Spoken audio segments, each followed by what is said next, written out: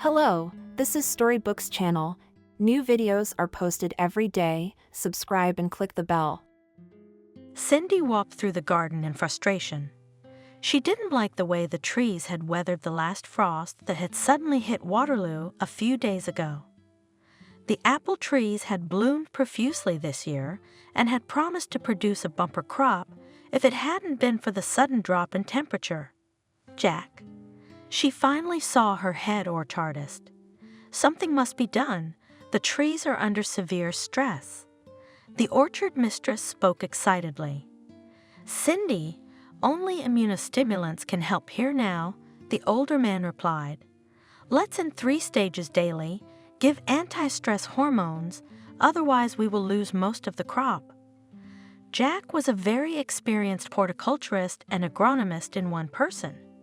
He had come to work in the gardens when Cindy's step-grandfather, her stepmother's father, was still alive. He was then a young lad who had just graduated from an agricultural institute in eastern Poland, but Kevin had immediately discerned in him a future genius in planned gardening. Cindy's step-grandfather was very fond of Jack and was always encouraging the lad to experiment and discover new things, and all this did not go in vain. Jack had several patents in the field of apple growing, and more than once their orchard was at the top of the list for exporting apples overseas. The quality of their fruit was always excellent. Jack tried to develop new environmentally friendly means for growing apple trees. All their products were certified and sent to the best markets in Europe. Cindy, I want to try mixing phytohormones with that elixir we patented last year, the specialist thought. I've already tested in practice. They can work together. I like the result. I trust you completely, hugged his mistress. You are my father and grandfather in one person. I've been carrying you in my arms since you were 2 years old. Jack smiled. As I remember in the beginning, your father took you with him to work in the garden. While he was working, I carried you all over the garden. There's still a tree where I made you a swing. Cindy, I'm worried about you. We'll get the garden back to normal, but you're puffy-eyed again. Did Benjamin call again? You know, that leech thinks he can't get away from me. The woman sighed. But I've decided I'm suing him. It's about time. Jack patted her on the head. Let him know his place. He hasn't invested a dime in this place. For over 8 months now, there had been a bitter war between Cindy and her ex-husband. Benjamin had always been cunning. Neither Cindy's grandfather nor her father wanted him in the family, but the boy had used all his charm to get the not-so-pretty girl to like him. He did not give her a pass. Cindy, all the time spent in the garden with her father and stepmother, and time for guys, she did not have much time. Therefore, when the girl turned 25, she suffered from the lack of attention from guys. Benjamin appeared in her life, seemingly by accident. The young man got a job at the time of harvest. Just a few days later, he began to show interest in the stepdaughter of the mistress of the garden. At first, Cindy was in shock and did not know how to react to all this, but the guy showed such persistence that he just followed her around. Harry, Hannah said excitedly to her husband, I don't like this guy following Cindy around. You know that I love your daughter as if she were my own, but I can see that Benjamin is unreliable. I can feel in my heart that he doesn't want to be with her for love, but for our gardens.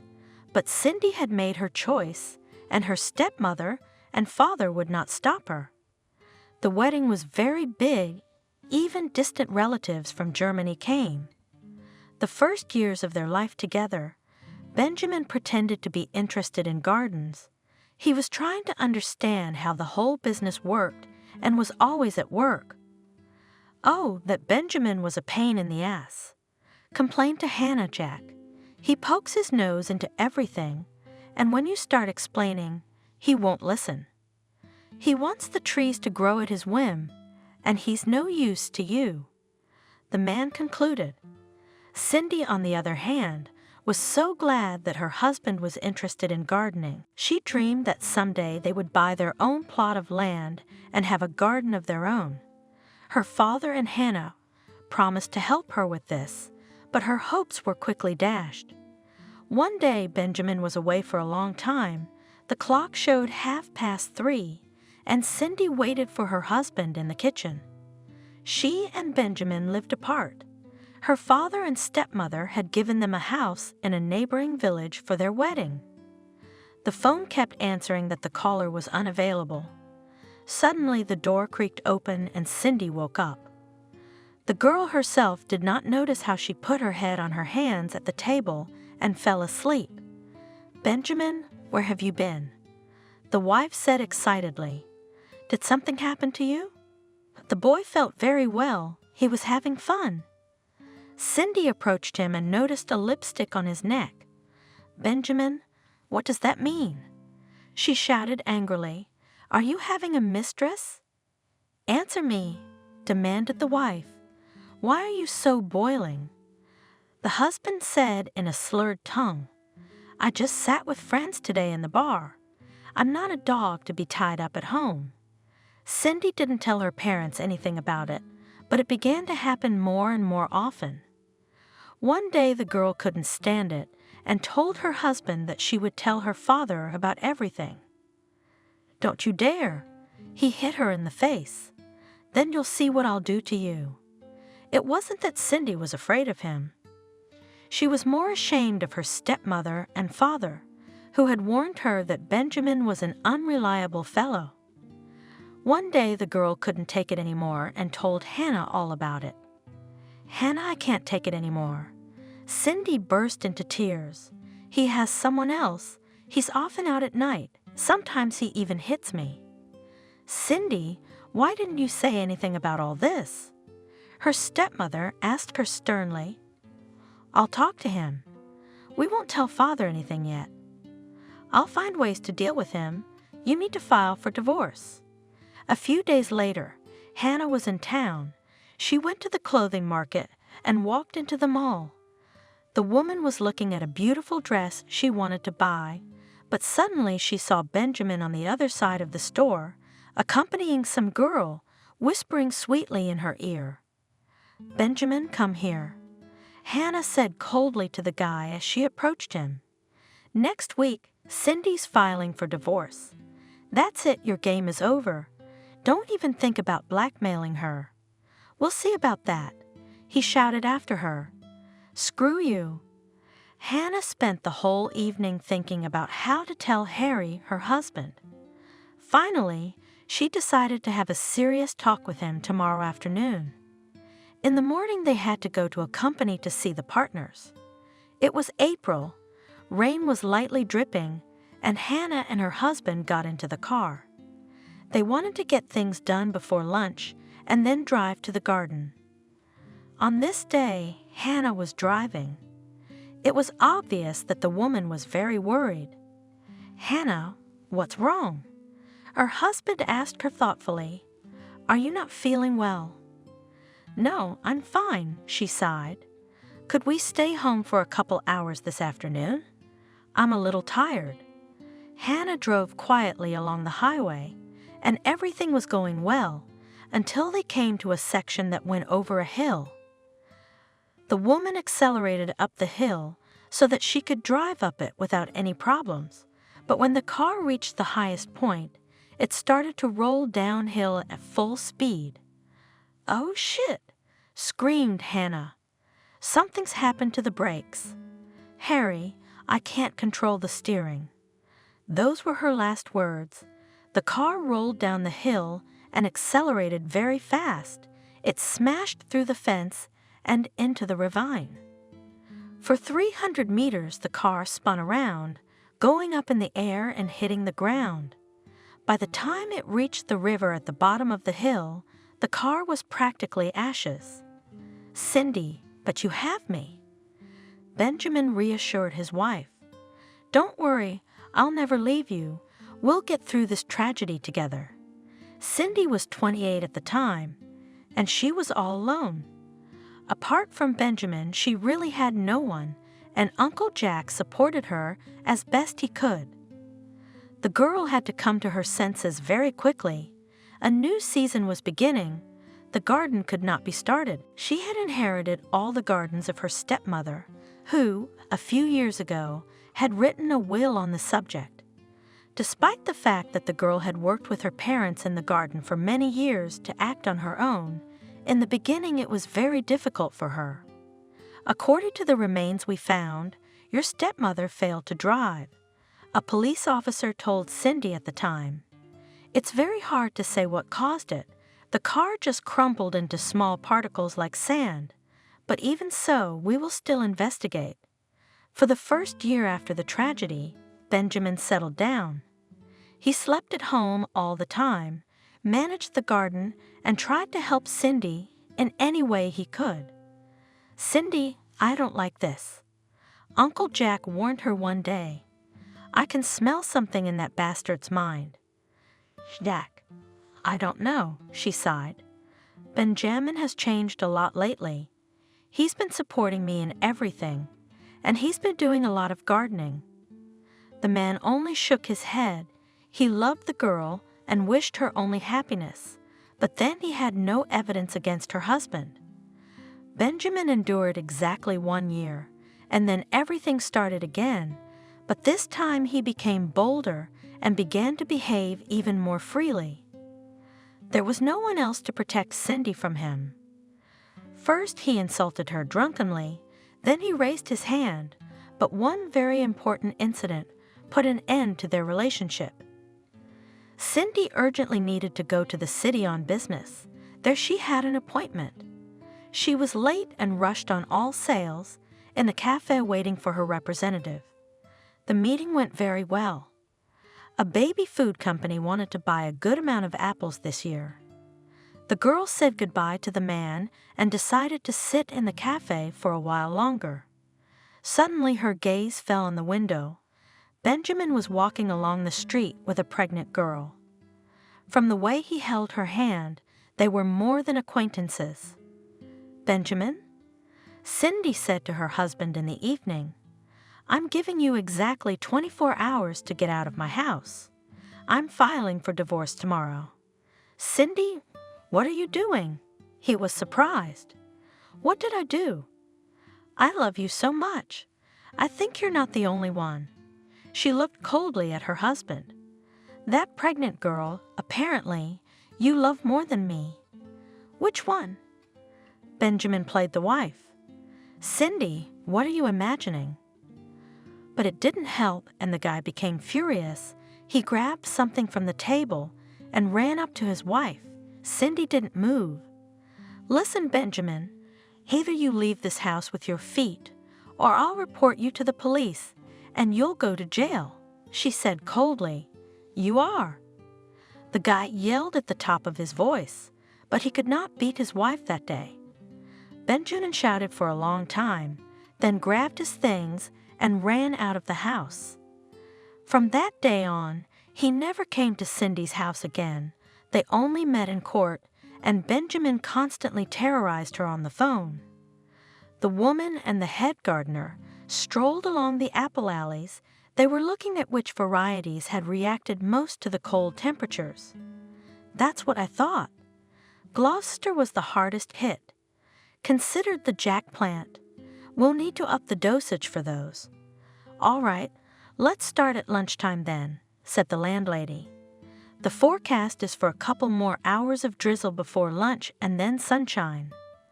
Cindy, we'll need to do a second treatment during the evening dew point." The man looked at her. "That's when the auricles in the leaves open up and the phytohormones are absorbed in greater quantities. Do you have enough of everything, or do you need to buy something else?" The woman asked thoughtfully. "Do you have all the biologics?" "Yes, I checked everything." The head gardener replied.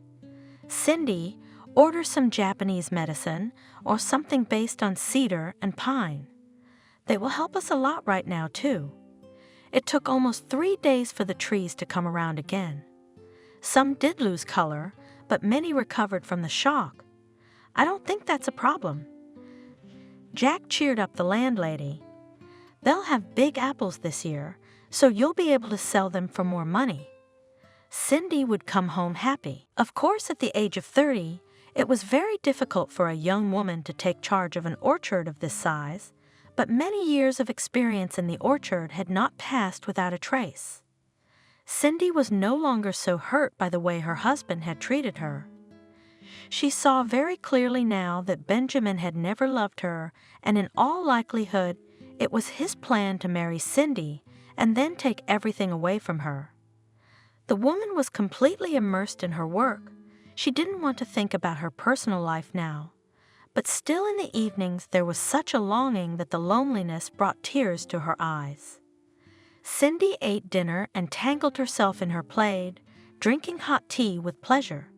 She didn't want to think about anything, but the silence was suddenly interrupted by the phone. "Cindy, darling," someone spoke into the receiver. "Why won't you talk to me?" "Benjamin, don't even think about this nonsense." The woman replied coldly. "You'll wait till I report you to the police." "You can't do this to me." "The man wouldn't stop. You left me with nothing."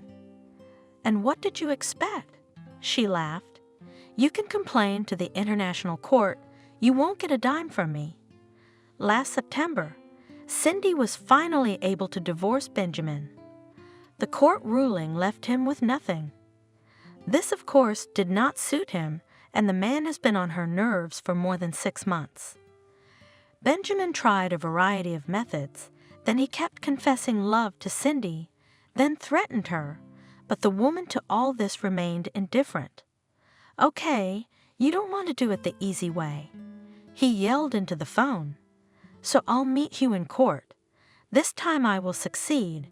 Half of your business belongs to me." "Why not all of it?" The woman laughed. "Benjamin, if the law was on your side, you'd have gotten your share by now, but alas, you came into my house in your tattered underpants and you left in them. That's it, I'm not talking to you anymore." "Yeah, fuck you." The ex-husband scolded, but Cindy had already hung up, so Benjamin talked to himself for about 5 minutes. "I'm so sick of you." Cindy scolded aloud. "You never amounted to anything, but you always wanted to be king. Who will listen to you in court?" "You idiot. It's a good thing you're out of my life." The woman had already let Benjamin out of her life, so much that she even began to feel disgusted with him. She felt sorry for the lost time and effort, but as they say, we have to go through something in life, so she just accepted it. A couple more months went by, and the owner and her head gardener were convinced that their labors had not been wasted. "Cindy, look at these." Jack happily pointed to a load of beautiful apples. "They'll be perfect for July." "How grateful I am to you." The woman hugged him. "What would I do without you?" "Thank you for being here." "What's wrong, daughter?" He stroked her head. "I didn't do it alone. We all did it together. You know, Cindy, I've worked for you for so many years, but not your step-grandfather, not your stepmother, not your father, never hurt a single person. Matthew made that rule. No yelling at the workers. Everything was always resolved through polite conversation.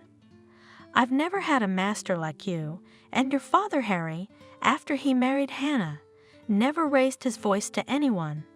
He continued to work as a laborer for a long time." The man wept.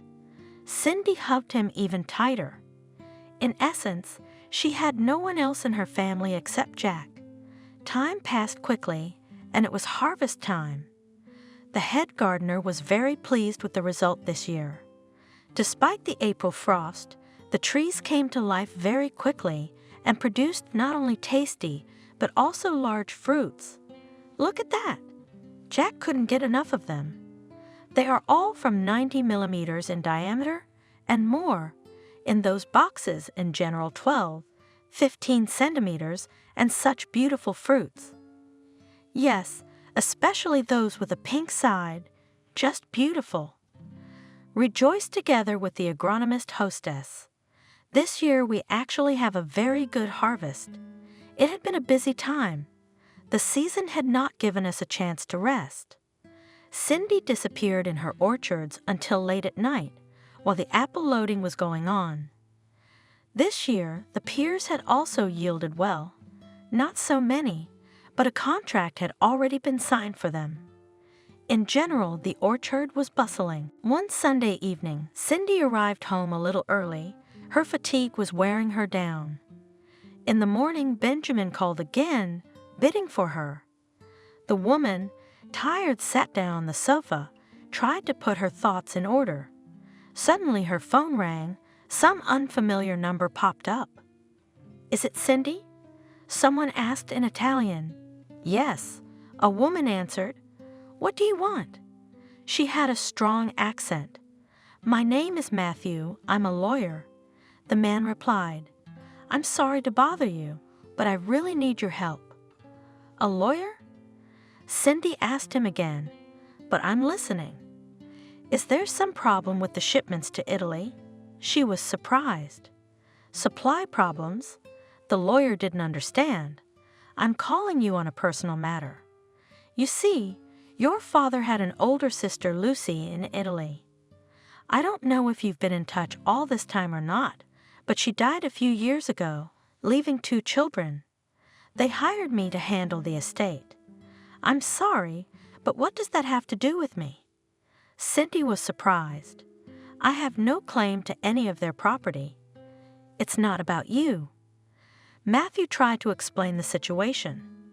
"You see, your father has a house in Italy. As far as I know, your father died.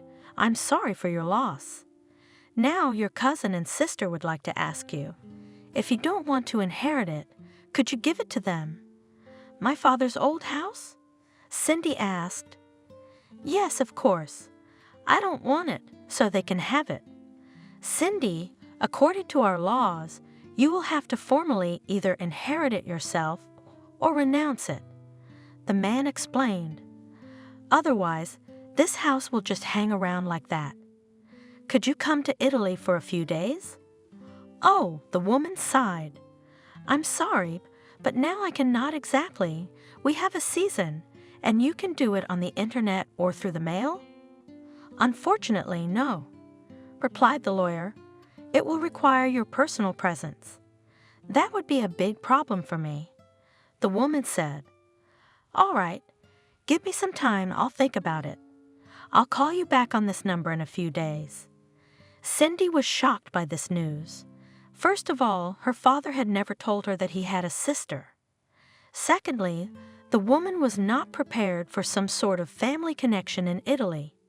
She considered herself a true American and didn't even want to, at least, look up anything about how her father had lived years ago. "Cindy, why don't we push this thing to the end of August?" Jack advised her. "It will be easier for me to handle it there, and you can go to Italy for a few days." "You know, I don't want to go there."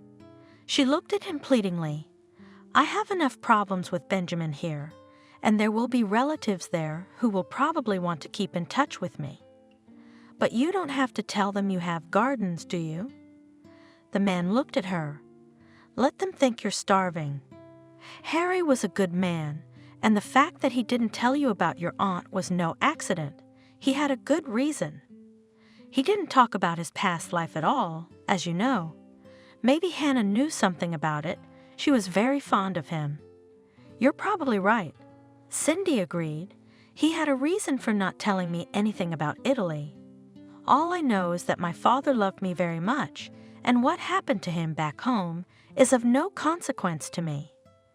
By the end of August, Cindy had made a visa for Italy.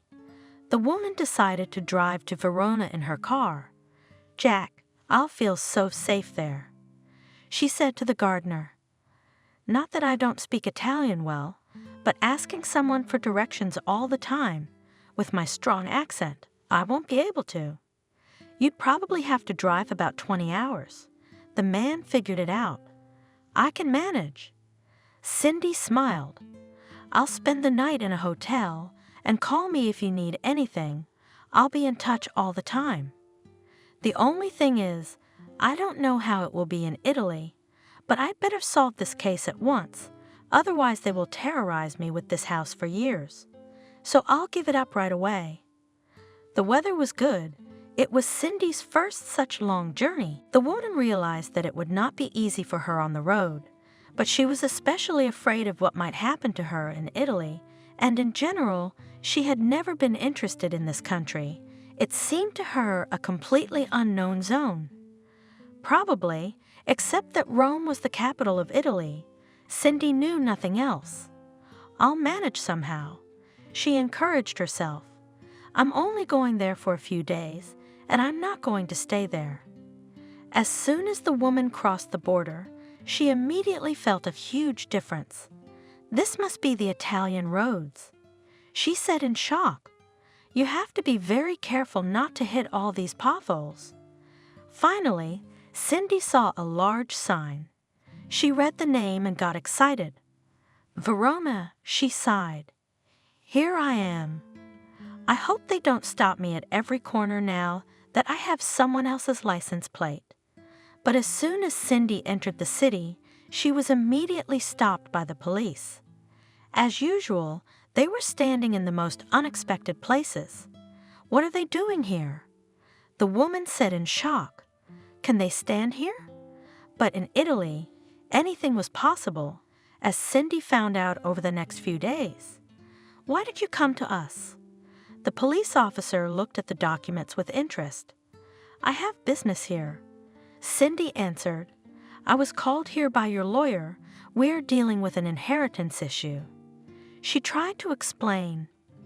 The man finished examining the documents, checked the visa, but Cindy still did not let go. Was there something else? She was surprised. I have no problem with the documents. The man in uniform stared at her. The woman understood nothing. Come on, leave her alone, whispered in his ear partner. Or she may have some connections. We'll create problems for ourselves. The police officer hesitated for a while, but then handed the documents to her. Welcome to Verona. May you succeed in all your endeavors. Cindy's lawyer told her to drive down Verona's main street. She needed to get to the main square, and he would be waiting for her there. The woman slowly followed the navigator towards her final destination. As soon as she parked, Matthew found her immediately. Hello, Cindy. He extended his hand to her. I'm Matthew Clark, the lawyer. Hello, Matthew. The woman greeted him. It's very nice to see you. They got into the lawyer's car and drove to the notary, where Cindy's relatives were supposed to be waiting for them. Where are they? The lawyer was nervous when he and Cindy had been waiting for half an hour. I'll call them now. The man quickly pulled out his phone. It was obvious he was very worried. Paul, where are you? He asked dryly. We are already waiting for you. How come you haven't left yet? Let's hurry up. It's in your best interest. The lawyer hung up the phone and wiped the sweat from his face. They waited for almost 2 hours when finally, near the notary, a cab stopped and a man and a woman got out of it. Cindy immediately realized that they were drunk. Shall we go? Paul, who looked to be about 40 years old, said in a cheerful voice. Because of you, we missed the appointed time. Now we have to wait again until the notary calls us. The lawyer said unhappily. That's fine. The man replied in a slurred voice. We'll talk to our sister then. He took Cindy by the arm and led her away, his breath so strong that the woman felt nauseous. Well, sister, said the cousin, it is not customary to offend our relatives. What do you want? Cindy was surprised. You're already getting a house as a present from me. Well, a house is a house, but we need some money. He looked at her sternly. We don't live rich abroad, so we should have a conscience. Cindy was shocked. She didn't even know what to say. She wanted to say everything to the drunkard's face, turn around and leave, when the door of the notary's office opened, and they were called. Cursing herself for having come here at all, the woman went to get a lawyer. By 1 o'clock tomorrow, everything will be ready. Finally, the notary said, and they left his office. Paul brazenly headed for his sister, but Matthew quickly shoved the woman into the car and shouted, "See you tomorrow." They drove off. What was that? Cindy said in shock, "He was demanding money from me. You'll have to forgive me." With guilt, the lawyer told her. "When I started this case, a man asked me for it. We met with him and your cousin a few times, and everything was going fine. But then they both went on a bender, and it was after I called you. I didn't really know what to do. Just realizing how our system works, you would have had a shake-up with the house from time to time anyway, since you paid for your father all the debts he had accumulated over time. There are no claims against you now. I hope tomorrow, when we finish all the business, I never see them again." The woman could not come to her senses. "No," he answered briefly, "and I hope never to meet them again. They turned out to be the truest of alkies. What business could there be with them?" Cindy sat in silence until they walked back to her car. The woman was so stunned by what had happened to her that she found it hard to believe it all. The next day, the lawyer and Cindy were waiting for the new owners of the house at the notary's office. The man and woman had not yet sobered up. They had probably been celebrating the case all night. Paul gave Cindy a displeased look. After about 20 minutes, all the documents were signed, and they all went outside together. The man headed decisively towards his cousin, but he was again blocked by the lawyer. "Well, Paul, how will you pay for the work?" he asked. The man was confused. He didn't think you would have to pay at all. "Why, do I owe you something?" He looked at Matthew defiantly. "Why would you?" "I did all the work from start to finish." The lawyer replied calmly, "You own the house, don't you?" "We are, which means I've done my job." "Fuck you." He cursed his Paul and, making the hand sign to his sister, quickly jumped into the car that was waiting for them. "Didn't they pay you for the work?" Cindy asked in horror. "Oh my God, how could that be?" "And we can do anything," Matthew said with annoyance in his voice. "You can't help people after that. I spent so much time and effort to help them. Well, God will judge them. Let's go." Cindy could not understand why these people could do that to a lawyer. "Matthew," she said when they got out of his car, "this is my case, too. May I thank you for your work?" She handed him a 500 euros piece of paper. "No, that's too much." The man objected. "And besides, you don't have to take responsibility for their actions." "You know, thanks to you, I now know that there are good people in Italy." Cindy smiled. "Let this be for you from me." Matthew stood looking at Cindy with a puzzled look. He still had the money in his hands and didn't know what to say. "Cindy, thank you very much," shouted he. When the woman was already getting into her car, she waved to him kindly and turned the key. Cindy felt a great relief that all her business in Italy was now over. "Thank goodness for home," she said to herself. "I'll just stop by the hotel to pick up my things." Cindy tried to concentrate on the road, but she couldn't get what had happened to her out of her head. Her vacation in Italy had turned out to be so short, but so eventful, that the woman's head was boiling from it all. She was driving down the street where her hotel was located. A traffic light showed, and beyond it Cindy had to turn. The woman wanted to pass quickly, but the red light came on abruptly. She stood waiting for the light to turn green. Suddenly, out of nowhere, a man started knocking on her window, shouting something loudly and waving his arms. The light turned green and Cindy drove off. After about 10 meters, she turned towards the hotel, but suddenly the same man was still in front of her. He jumped out into the road and Cindy hit the brakes as hard as she could. "What the hell?" she cursed, taking off her seatbelt. "Are they all crazy around here?" She quickly ran outside. There was a man lying in front of the car. He was conscious. The man tried to get up, but his left leg was bruised. "Why did you do that?" Cindy said through her tears. "What do you want from me?" The man was wandering along the center aisle of the city cemetery. Today was the anniversary of his wife's death. In fact, his meeting with Lara had happened by chance. "Like a bird that flew into my house unexpectedly, she also jumped out of it unexpectedly," he sighed. Jordan was the son of a very rich man. His grandfather was a member of the party, and after the scandal, he managed to snatch the whole steel plant. The latter had been inherited by his father, but Davis Jr. didn't want to continue his father's business. After his death, his son sold the mill and started making natural juices. So, this business went so well that in a few years, Jordan became one of the leading producers in Italy and CIS countries.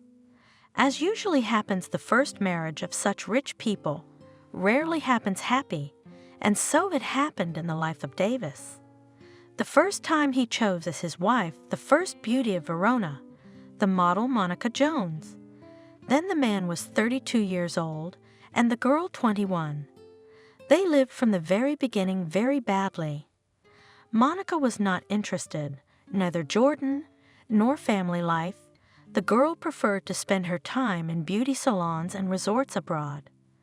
Monica, her husband once told her, "You and I live like strangers. You have to think of your family somehow."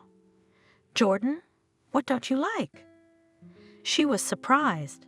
"I have my own blog, social media. I'm in front of people all the time. Do you think I'm going to give up everything and give birth to your children?" She was indignant. Her husband that time did not answer her anything, but decided to wait some more time, and after 2 years, the man could not stand it any longer and filed for divorce. "Monica, I suggest we part ways peacefully." Davis suggested it. "You will receive from me in the divorce some compensation for spending 4 years of your life on me, but do not count on more." The girl did not answer anything, but after the divorce, she arranged on her ex-husband a real bullying on social networks. Monica gladly gave interviews and told how unfairly treated her Davis. "So that I once again at least once contacted some model or daughter of rich people." Jordan was angry. It would never happen. Many years passed, and the man remained alone. He was completely immersed in his work, and Davis would probably have remained a bachelor for the rest of his life if it hadn't been for one incident. Once Jordan was in a hurry to a very important meeting. His driver warned him that they had to stop at a gas station.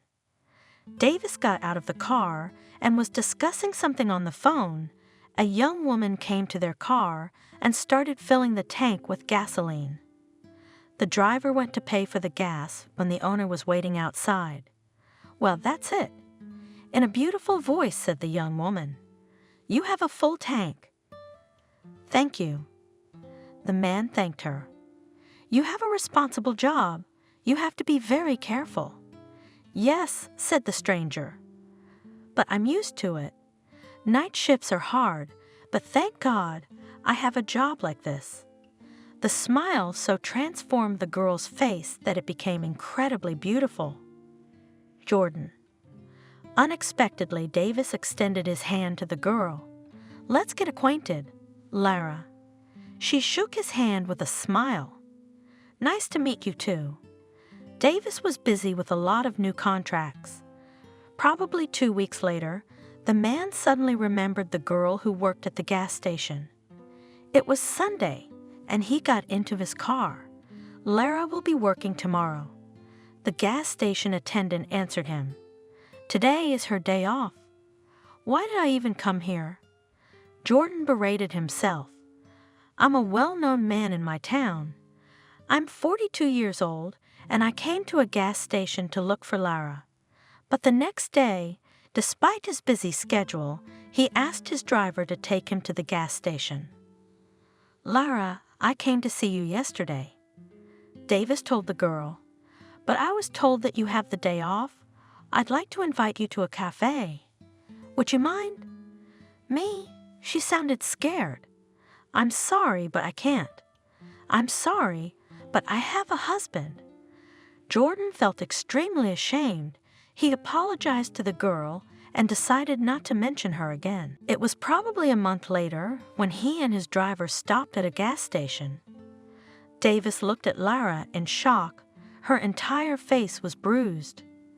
"Lara, what happened to you?" The man couldn't take it anymore. "Did someone beat you up?" "No, I accidentally fell." Lowering her eyes, the girl answered, "It will soon pass." Jordan didn't know what to do. He headed towards the cash register. "Tell me, what about your employee?" he said calmly. "She said she fell, but it didn't look like it." "Yes, her husband is a complete idiot," angrily replied the older woman. "She falls so often, and how does she even live with him?" "Why doesn't Lara report him to the police?" The stranger persisted. "He'll kill her someday. Who would want her?" The cashier sighed. "She has no relatives. Her mother is a drunk, and her daughter gave her daughter to this man for a bottle." "How's that?" Davis asked in shock. "And where did the guardianship authorities look? Who would look after them all?" The woman was indignant. "Do they think about the children?" Lara was not 18 years old when her mother was hungover and had no money for a bottle, so she gave the girl to a man for a drink. Jordan turned pale at the woman's words. His heart was pounding frantically. He turned and walked towards Lara with a determined step. "Lara, we need to have a serious talk with you," the man said sternly. "Yes, perhaps I have no right to interfere in your affairs, but still, who beat you?" "My husband." The girl burst into tears. "If you only knew how tired I am of all this." "Is he officially married to you?" Davis asked calmly. "Or is he just your roommate?" "I have nowhere else to live, so I live with him," the girl answered. "Many years ago my mother died. She burned down with our house. I was left alone. My mother gave me to Eric as a wife. So what time will you finish work today?" Jordan asked. "I'll send a man to pick you up. Do you have your papers with you?" "Yes," she answered quietly.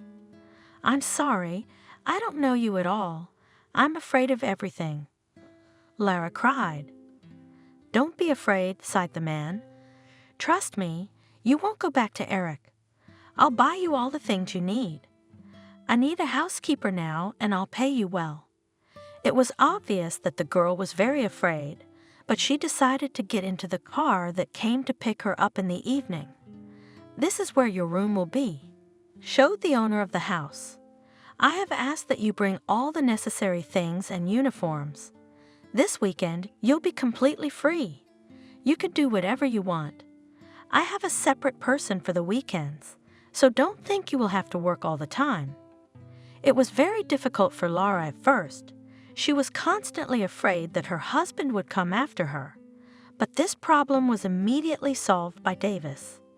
He went with his guys to the address given to him by the gas station cashier. Eric turned out to be a man about 55 years old. He was drunk. Jordan talked to him and warned him not to look for Lara again. From that day on, Eric forgot all about her. Lara had a hard time getting used to her new life.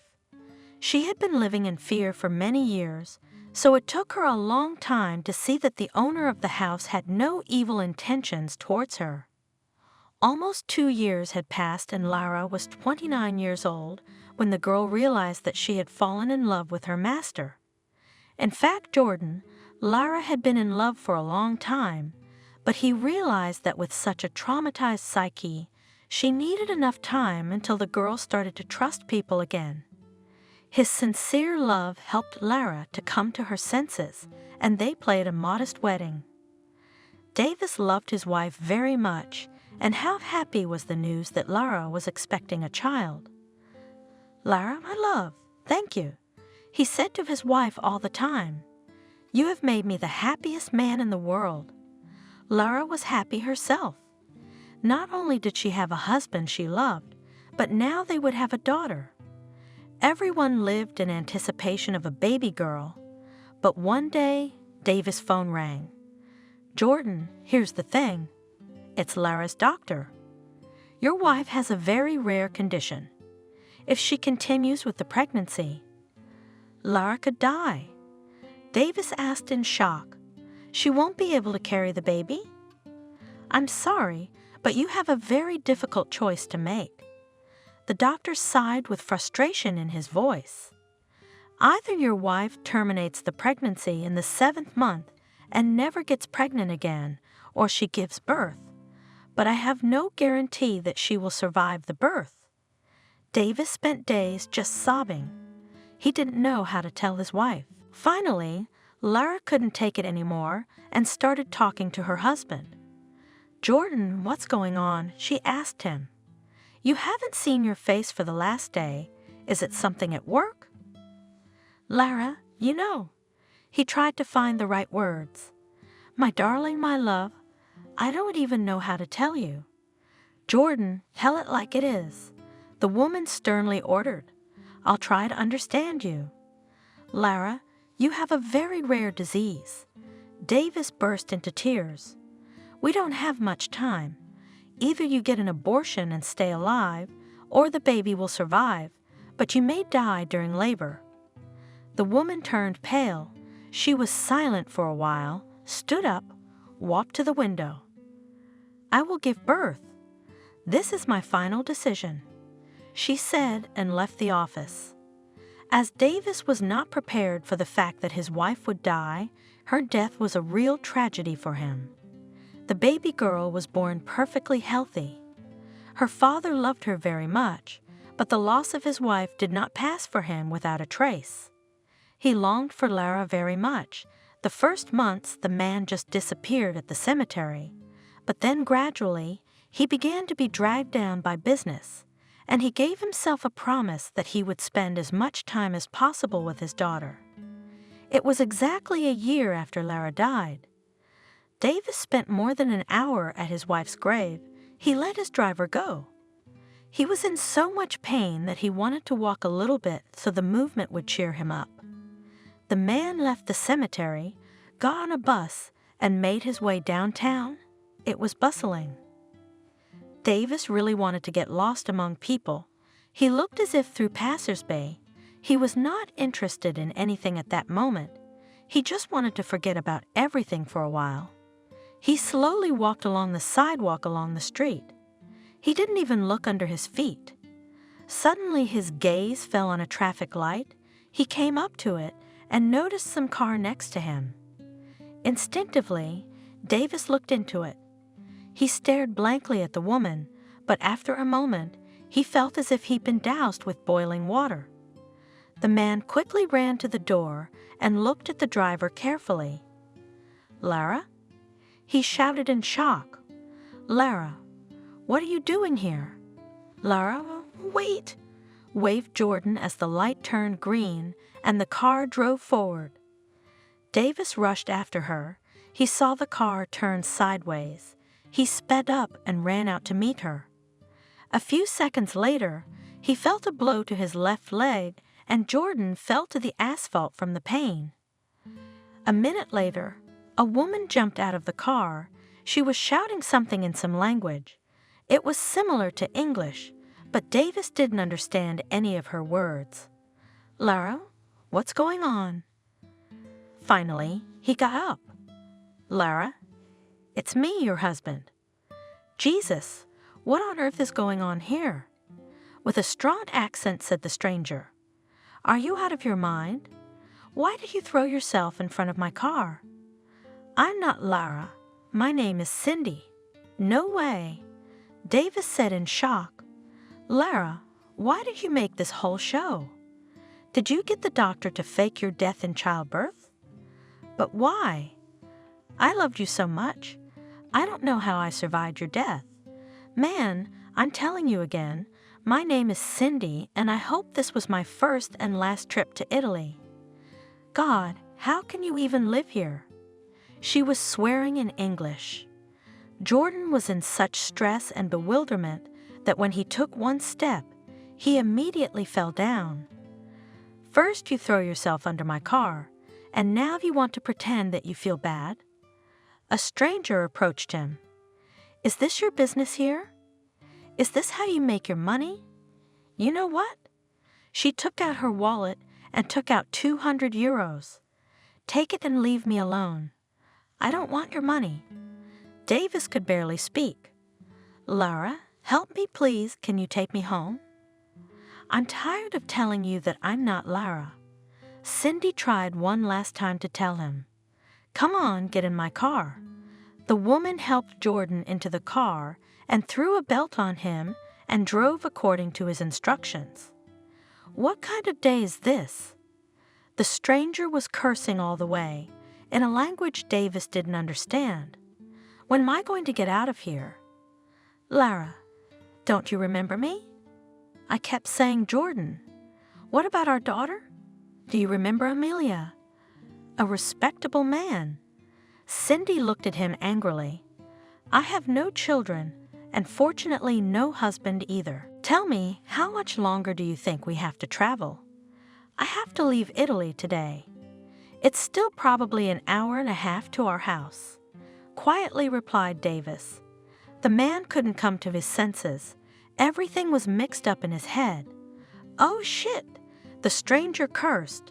I'm going to be stuck here for another night. The driver and passenger were silent, each thinking about something else.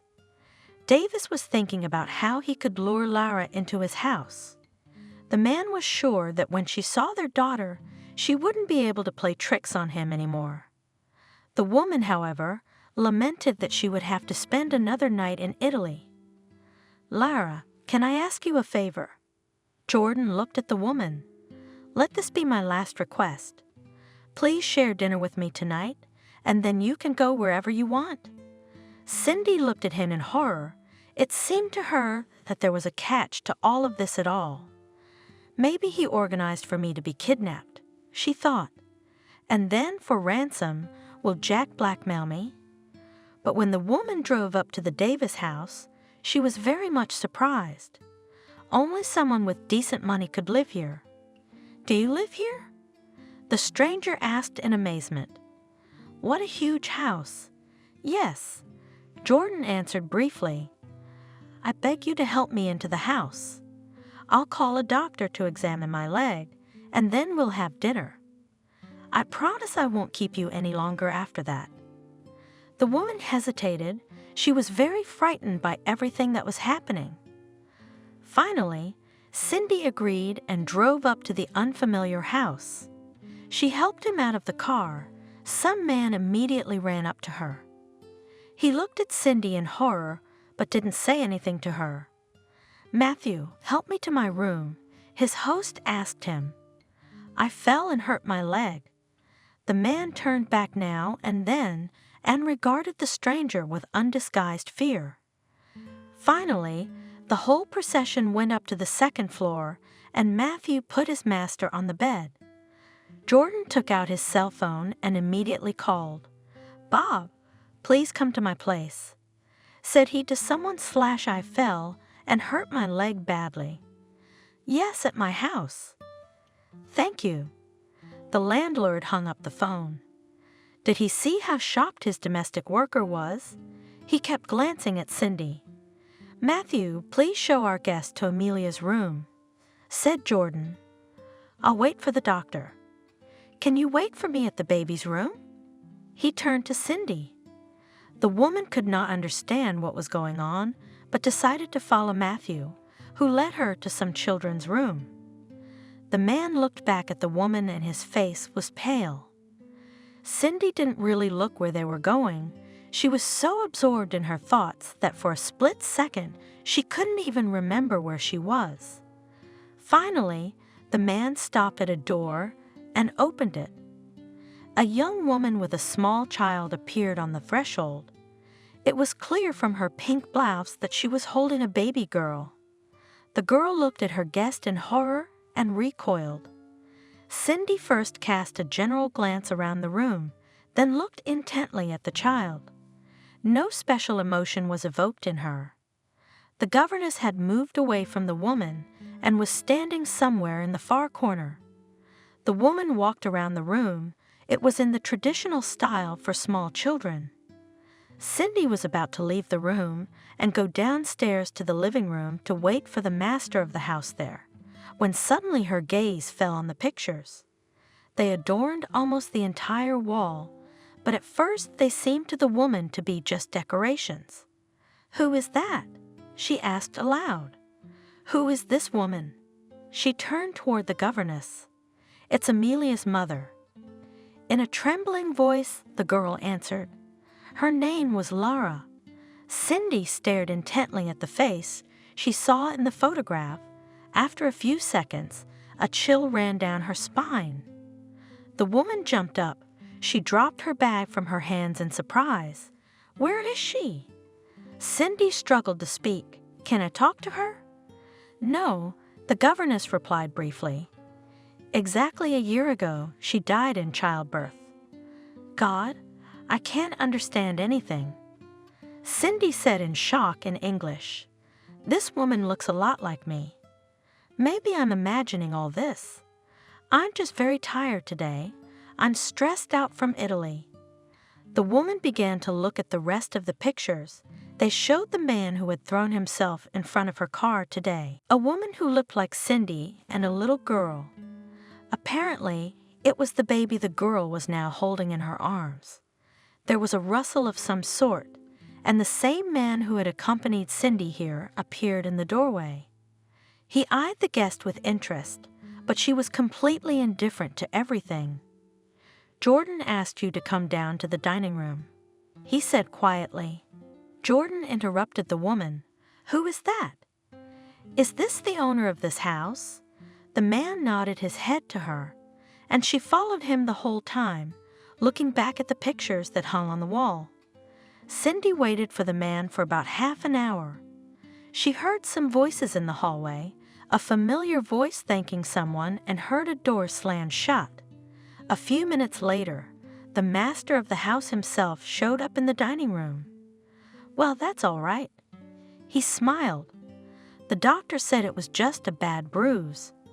That woman in the pictures in the baby's room, is that your wife?" Cindy asked him. "Yes," he answered briefly. "Her name was Lara. Amelia is our long-awaited daughter. Didn't the sight of our little girl make your heart ache?" I burst into tears, Jordan. "I thought you couldn't resist meeting our daughter." "Lara, I love you. Can you understand that?" "Jordan," sighed the guest, "I can indeed confirm that I am very much like your wife, but I am not Lara. I have been living in America since I was 2 years old. This is the first time in my life that I've come to Italy on business, and I'll be honest with you, I'm in complete shock. I don't know how I can explain to you why I look like the woman I saw in the picture, but I can prove to you that my name is James Cindy. I'll call my lawyer.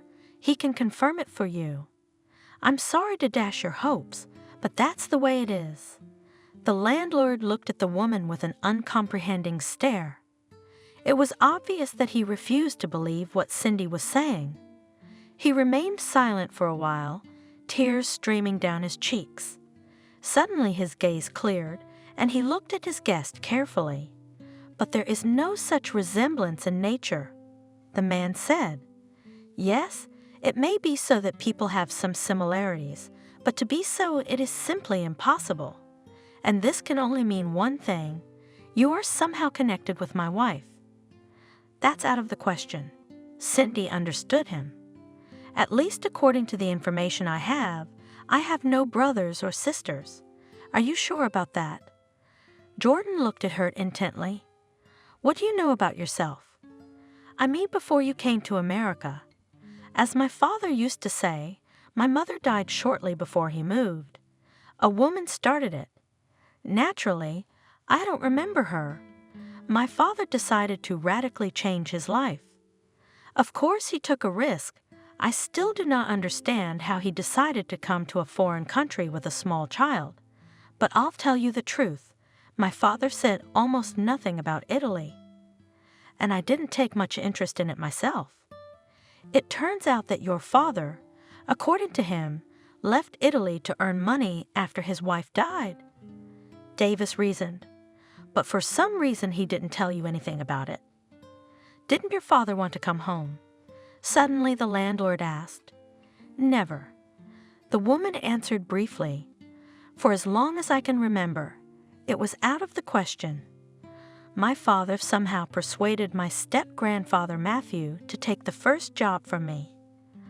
I grew up in gardens, you might say. While Dad worked, I rode in the arms, then the owner, then the head gardener, Uncle Jack, who always loved me. Grandpa was a strict man, but he treated my dad like a son. Dad always worked honestly, never drank or smoked. He was loved for his kindness and responsibility. Maybe that's why the garden owner's daughter Hannah fell in love with him. My stepmother was 10 years older than my dad, but that was never a barrier for them. I'd say they had a perfect relationship, and Hannah was always very good to me. I found in her not only maternal care, but also friendly love. Okay, Jordan thought with effort. If your father didn't like to reminisce about Italy, then there must have been something there that repulsed him. I'm sorry, I don't mean to offend you or your mother in any way, but it's strange that your father had no desire to visit her grave. Could it be that he didn't love her? It's hard for me to say, Cindy sighed. Perhaps he did. Once, when I was about 15, I wanted to talk to my father about it. Dad, I said, you could tell me about my mother. I miss her very much. He turned pale then. It was obvious he didn't know what to say. He paced back and forth nervously. Cindy. Finally, he said, your mother was a good person, but there is nothing more I can tell you, and I beg you never to ask me about it. It's all very strange, Davis concluded. It turns out that your father had some secret connected with Italy. What if your mother isn't dead? The man suddenly suggested. And an even bolder assumption. You were not hers alone. You had a twin sister. Perhaps more siblings. I don't know. Shocked, Cindy replied. This whole thing scares me so much, I'm starting to doubt everything. It's just that if it was really so, you could have close relatives in Italy, and she could be my wife. Jordan said in astonishment, I'm already dizzy from all this. The woman said tiredly, My God, I don't understand anything anymore. All right, I suggest you stay with me tonight. With a smile said the owner of the house, and tomorrow morning we'll be seen, and now let's have dinner, or I'll go crazy from excitement. The host and his guest finished their dinner in silence.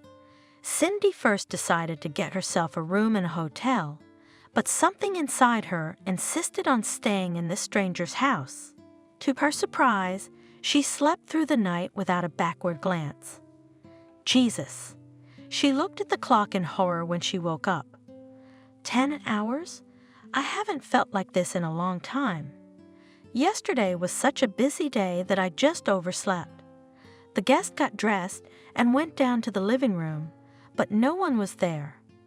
The sun was shining happily outside the window, and Cindy went out into the yard. She spotted the flower beds and trees and went to them. She closed her eyes and enjoyed the late scent of roses. Good morning, she heard someone's voice. How did you sleep? I hope you are well.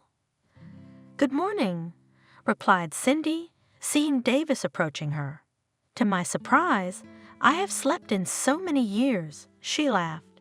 A man was walking through the garden with his daughter. He was carrying the girl in his arms. As soon as Jordan approached Cindy, the girl stretched out her arms to her. The guest froze in shock.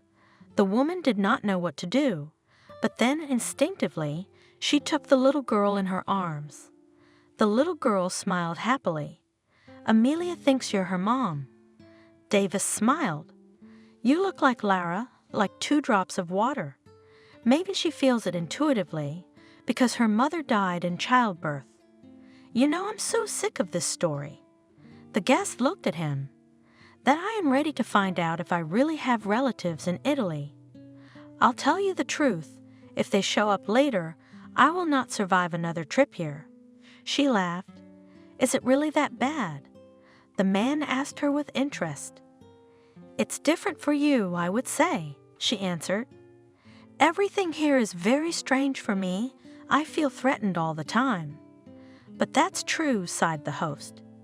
"Everything here is so unpredictable that you don't know what or who will be waiting for you at the next turn. You with your European mentality, it is difficult to understand such a thing. But for us, it is already a habitual way of life.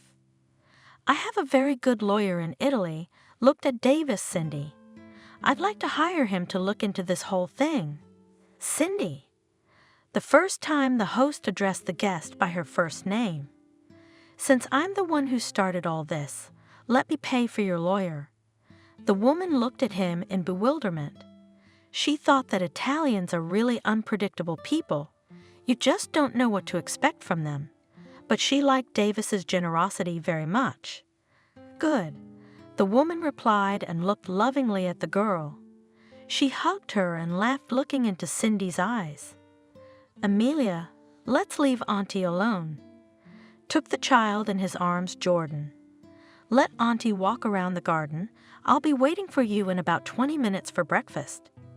The girl did not want to leave Cindy, and she began to cry. Now and then she turned back and held out her arms. "I am completely broken and out of sorts." Cindy said, "This whole thing will probably never end." The woman dialed Jack's number and warned him that she needed to stay in Italy for a few more days. Then dialed the number of the lawyer. "Matthew?" She said, "It's Cindy for you. Could we meet with you? Unfortunately, my story with Italy isn't over, and I'd like to hire you for a case." "Cindy?" the lawyer said in astonishment. "I thought you had already left." "Yes, I'm listening." Toward lunchtime, Matthew was already at the gates of the Davis house. The man was very nervous. He knew what kind of man he was. Working with people of this caliber was not only a matter of honor for him, but it promised to broaden his horizons considerably. "Good evening, Matthew." Cindy greeted the lawyer. "Do you know the owner of the house?" "Jordan Davis." The man extended his hand to the lawyer. "It's a pleasure to meet you, and I look forward to your help. Nice to meet you too." The man shook his hand. "I'm willing to do whatever I can for you." "That's good. Let's go into the living room and talk," Jordan suggested. The host led the guests into a spacious room where they could sit down comfortably and talk normally. Not to say that Davis' leg was already moving well, but after a few injections he could walk painlessly. The man walked over to the table and picked up some papers and pictures. "Cindy, may I begin?" Davis asked the woman. "And you'll tell your story later?" "So, you might say, exactly 1 year ago, my wife died in childbirth. It was no surprise to either of us. The attending physician, Lara, that was my wife's name. I was warned when she was 7 months pregnant that she had a very rare disease. The choice was difficult, either have an abortion and lose the baby forever, or my wife was more likely to die in childbirth. Lara chose the life of the baby. Yesterday, as I was returning from the cemetery, I saw my wife sitting behind the wheel of the car. Naturally, I started yelling at her. I ran towards her, and she ran me down a bit, so to speak. But what was my surprise when Lara started to deny everything? I asked her to take me home. Walking was really hurting me. I hoped that when my wife saw our daughter, she would take pity on us and finally confess everything. But it didn't happen, because it wasn't Laura standing in front of me, it was Cindy. I didn't want to believe it for a long time, but it finally dawned on me that I was talking to a completely different person. These are pictures of my wife. They do look exactly alike. The lawyer looked at Cindy and Lara. So now you want to know if there is any relation between them? Yes, replied the landlord briefly. Now I will tell you everything I know about my wife. I met Lara at the gas station where she worked. So one day I saw that her face was broken. As it turned out, she had an alcoholic husband, but that wasn't what confused me. I was shocked when I found out that Lara, the mother, had sold her daughter to some man for a bottle.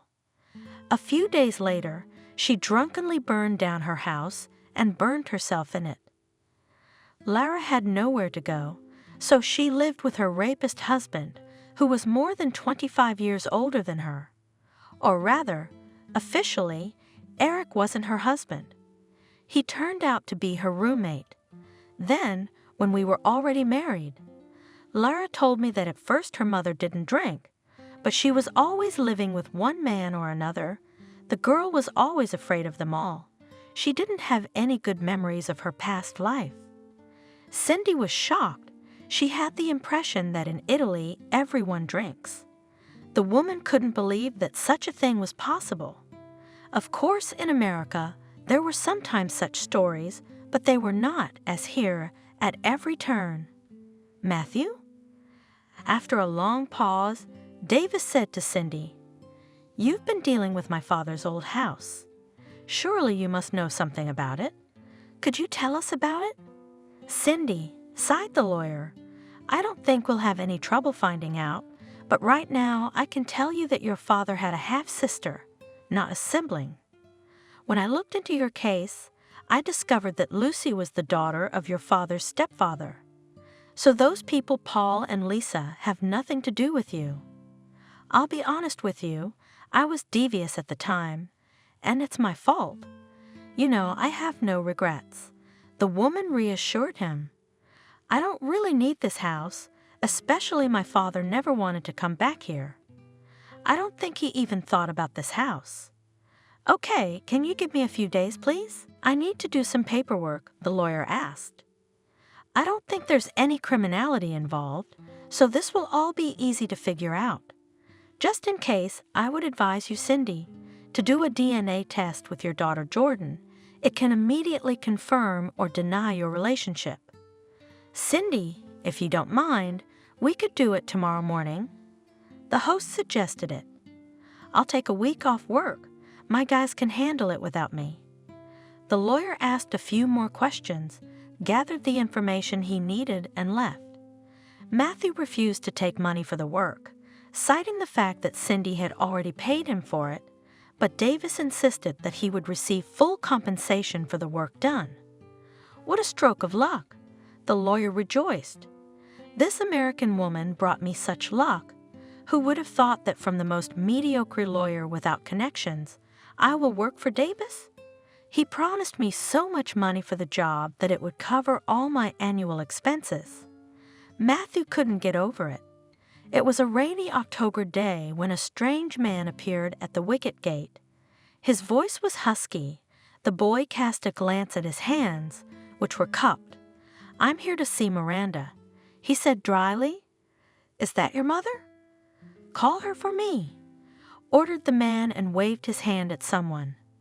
A girl, a teenager of about 16 years old, appeared from somewhere. She walked up defiantly and raised her head. "Mom, there's someone there to see you." The son came into the house. There's a man and a girl. The boy, who was 10 years old at the time, watched with interest what was happening outside. The window in the kitchen was big, and through it he could see everything. At first his mother looked at the stranger with surprise. He was telling her something, waving his arms. Then she hugged him, and they all went into the house. "We will live at your place for now," the guest said. "Then I'll earn money, and we'll buy a big house. Harry, this is Uncle Charles." The mother turned to her son. "He will live with us now, and the girl's name is Lucy. She will be your sister."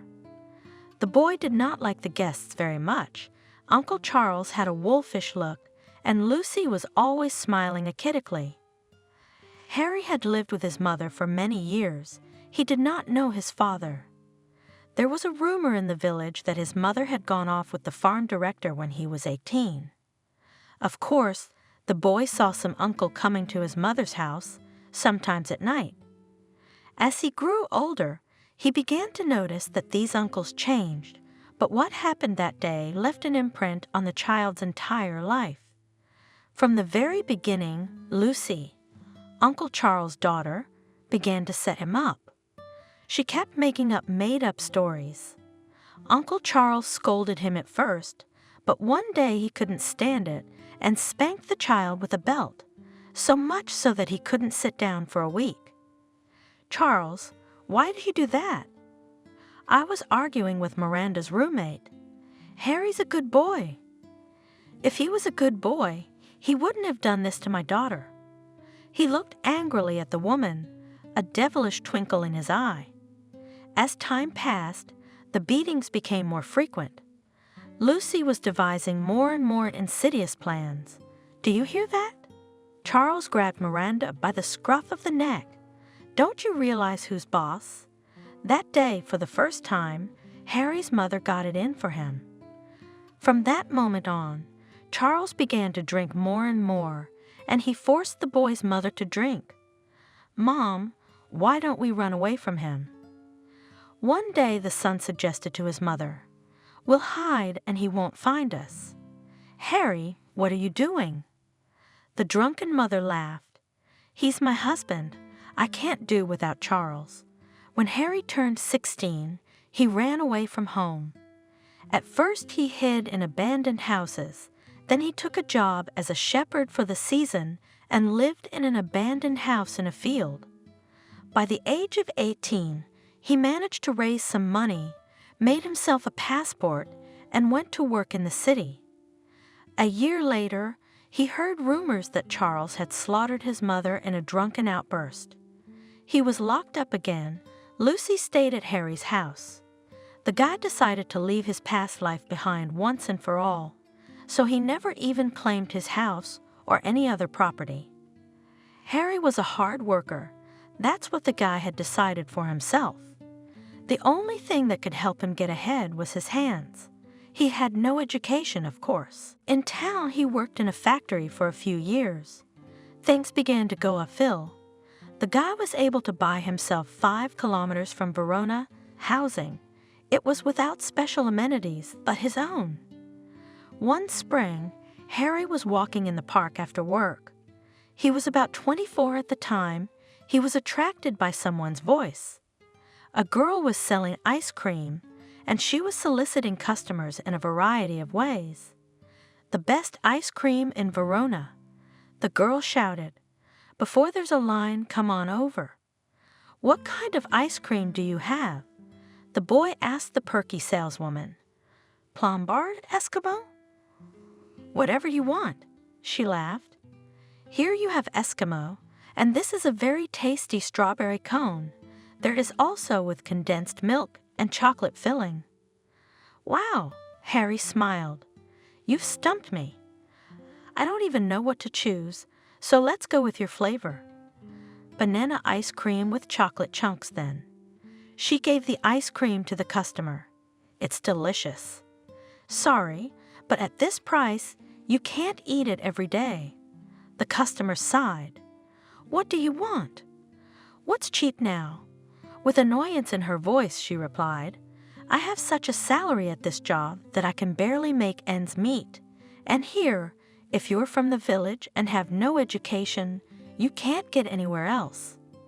"Where are you from?" Harry asked her with interest. "I'm from Verona, and I'm from Cremona," the sales girl replied. "Susan." She extended her hand to the guy.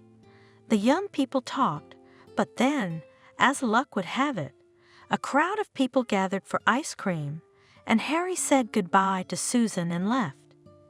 The next time they met was about 2 weeks later. Harry approached the girl. "How are you doing?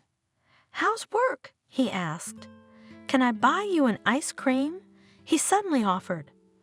"I don't mind." The sales girl was happy. "Then I'll have my favorite banana ice cream and you. And today, I want to try the one with chocolate filling." The customer chose one. The young people were happy, eating ice cream and cheerfully discussing some business. Word of mouth, and Harry invited Susan for a weekend in a cafe. The girl was embarrassed at first, but then agreed. A couple weeks later, the guy asked her out. They didn't have a wedding. Harry and Susan just signed and began to live in his small house. There was one room and a kitchen and a toilet outside. You could probably get 200 or 300 acres of weeds out of the ground for a vegetable garden. "Susan, it's all right. We'll earn a little money and buy ourselves a nice house," Harry told his wife. And for the first few years everything was fine. But as time went on, Susan got tired of working as a saleswoman and was attracted to city life. "Harry, how can I walk around town in this?" The girl was indignant, looking at herself in the mirror. "It should have been in a landfill a long time ago." "Susan, be patient," her husband soothed her. "In a year, we will buy a new house, and there you can choose any clothes you want." "I want to dress well when I am still young, not when I turn into a wrinkled old woman," the wife persisted. Harry pushed on and took on the night jobs. He was tired, but Susan was always finding new reasons to stay at home after she stopped working.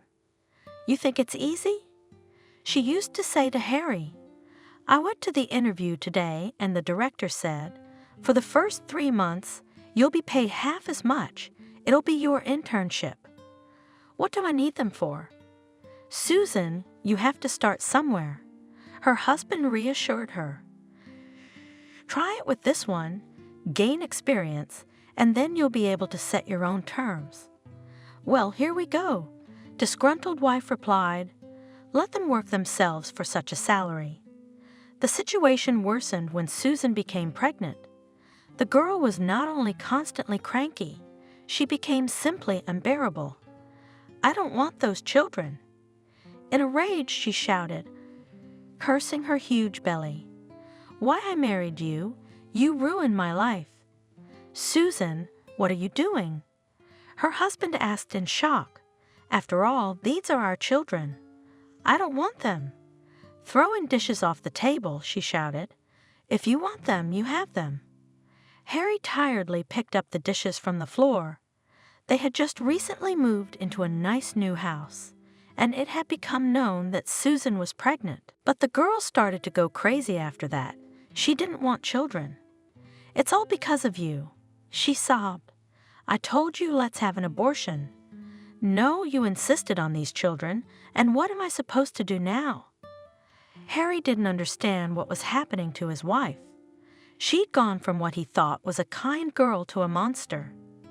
After Susan had given birth to the twins, she'd had no love for them from the very first minute. Harry was so tired after work and also dealt with the children in the evening, it often seemed to him that he just could not stand it and somewhere will drop dead, but Susan was not embarrassed. When the girls were 8 months old, the girl began to disappear in the evenings. She left the babies for her husband on various pretexts and came back at 2 a.m. Susan was not at all embarrassed. "Susan, are you completely crazy?" The husband was angry. "Where are you wandering around at night? You have little children, and you? What about me?" Angrily, she answered her husband. "I just want to live normally, and in fact, I'm filing for divorce." "What do you mean?" He looked at the girl in shock. "You want us to divorce?" "Yes," she answered briefly. "I don't love you, and I don't love your children either." Susan had a lover who she thought was a very powerful man. In fact, he was just a police officer. He was married, but in her dreams he had serious plans for her. John was an expert at this sort of thing. He'd thought it all through. "Susan, if you divorce him and leave him the children, then you will be left with nothing," he told his mistress. "I don't need anything from him." She hugged the man. "The main thing is to have you by my side. Let them choke on the children and this house. Do you realize that under the law, he not only can leave the property to himself, but also hang on you alimony? He may not work with the kids until they're 3 and stay home, but then you'll have to feed the kids. And since there are 2 of them, it's 25% of your official income. So even though I leave everything to him, I still have to pay him money?" The girl asked in shock. "That's what I'm talking about. You let's not boil. Everything here needs to be thought over." Seriously looked at her John. "So what? You'll help me with the money, right?" The girl didn't give up. "Susan, well, I will pay alimony for you. But who will pay alimony for my children if I divorce my wife?" "You?" Angry at Susan's stupidity, John. "It's a vicious cycle." She burst into tears. "What am I supposed to do now?" "Keep 1 child for yourself." "Answer the man. If anything, I'll cover for you, so you'll get the house. That way he can't file for child support or take your house away from you. If he makes a move, I'll talk to him." Harry did make a move, and John had a serious talk with him. "Look, I've got a fake case to pin on you, but this way it's a piece of cake," he told him. "So take your daughter and get the hell out of here." Harry did not know what to do. He had already accepted that he would not live with his wife, but where to go with a small child, the man could not even guess. Besides, he understood that Susan did not like his children, so he wanted to take the second child for himself. "Harry, you're a good guy." His boss once told him when he was going through divorce proceedings. "But my advice to you, get out of here. They won't let you live." "Lion, where am I going?" Through tears said the guy. "I have nothing. I lost everything. All the money I earned, I invested in a new house, and now they took it away from me. And I'm afraid for my second daughter. I don't want Susan to put her in an orphanage. She hates Lara. Listen, my nephew just went to America to pick apples. I'll give him a call and ask him about it." The gov suggested it. "Maybe there's more people needed over there." "What about Cindy?" The boy asked excitedly. "Where am I going to put my daughter?" "I'll never leave her." "You'll go with your daughter, and there you'll ask the owners, explain everything to them." "Are they not human or what?" Liam suggested. A day later, the man called Harry. His nephew agreed to help. He arranged a visa through the owners and got permission to bring the minor child. Susan, without looking, signed the document and sent her ex-husband and daughter to hell. The guy was very afraid that his daughter would be taken away from him in America, but as soon as he confessed everything to his host Matthew, the man was just in complete shock. He not only hired the boy, he sheltered him. The girl was loved by everyone. A few years later, Hannah, the daughter of the owner, confessed to Harry in love. The woman was much older than him, but she felt a sincere warmth for him. Matthew, her father, was fine with this, and Harry became a full member of their family. Before he married Hannah, he had warned the woman that he wanted to take his second daughter to America as well. Hannah agreed to this. Moreover, she and her husband beat back numerous thresholds, but the girl was never allowed out of Italy. She had a mother, who at that time worked and provided for her child. Also, Susan had a house. Italy did not allow the child to be taken from the mother in favor of the father. "Harry, love, we did the best we could. Maybe that's the way it should be. I realize I need to let it all go." He hugged his wife.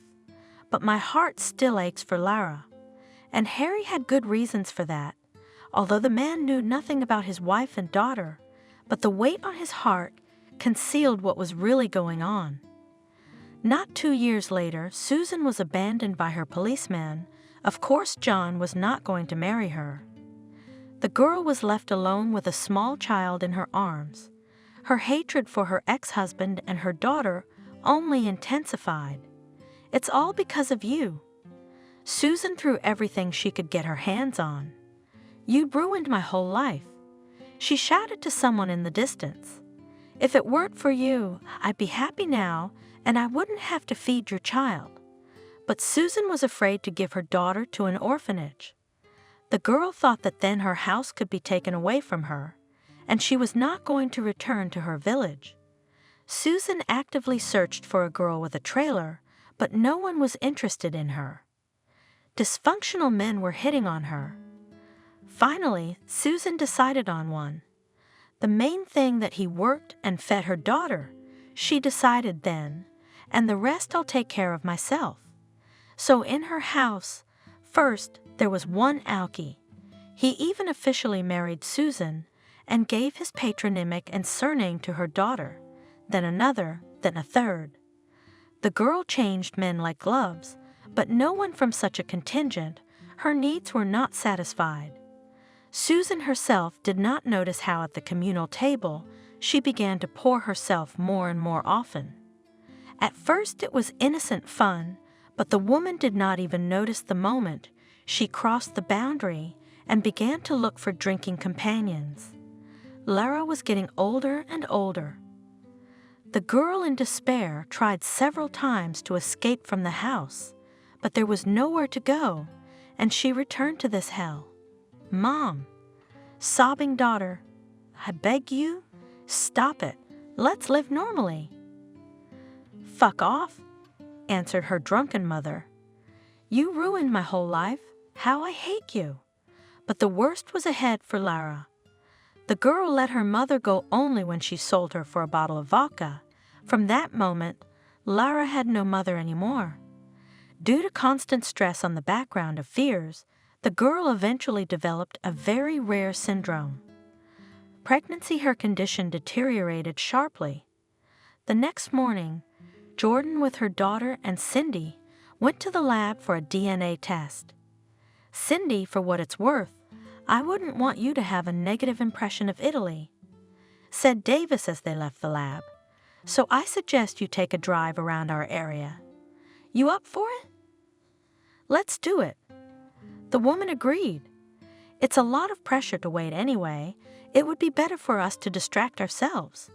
Then I suggest we take a walk in the upper park. It's beautiful there. And go to the rivers. They have such beautiful views." Jordan smiled. "I'm not much of a guide, but I'll tell you something." The car stopped in the parking lot near the upper park. Davis was driving today, so he asked Cindy to hold Amelia. The little girl was a little cranky and quickly fell asleep. The woman looked down at her with pleasure, her face brightening. Jordan got out of the car and retrieved the stroller in which Cindy had placed the little girl. They strolled happily through the park, talking about business, about markets. My step-grandfather was originally aimed at fruits for middle-class exports, and above, the econo never interested him.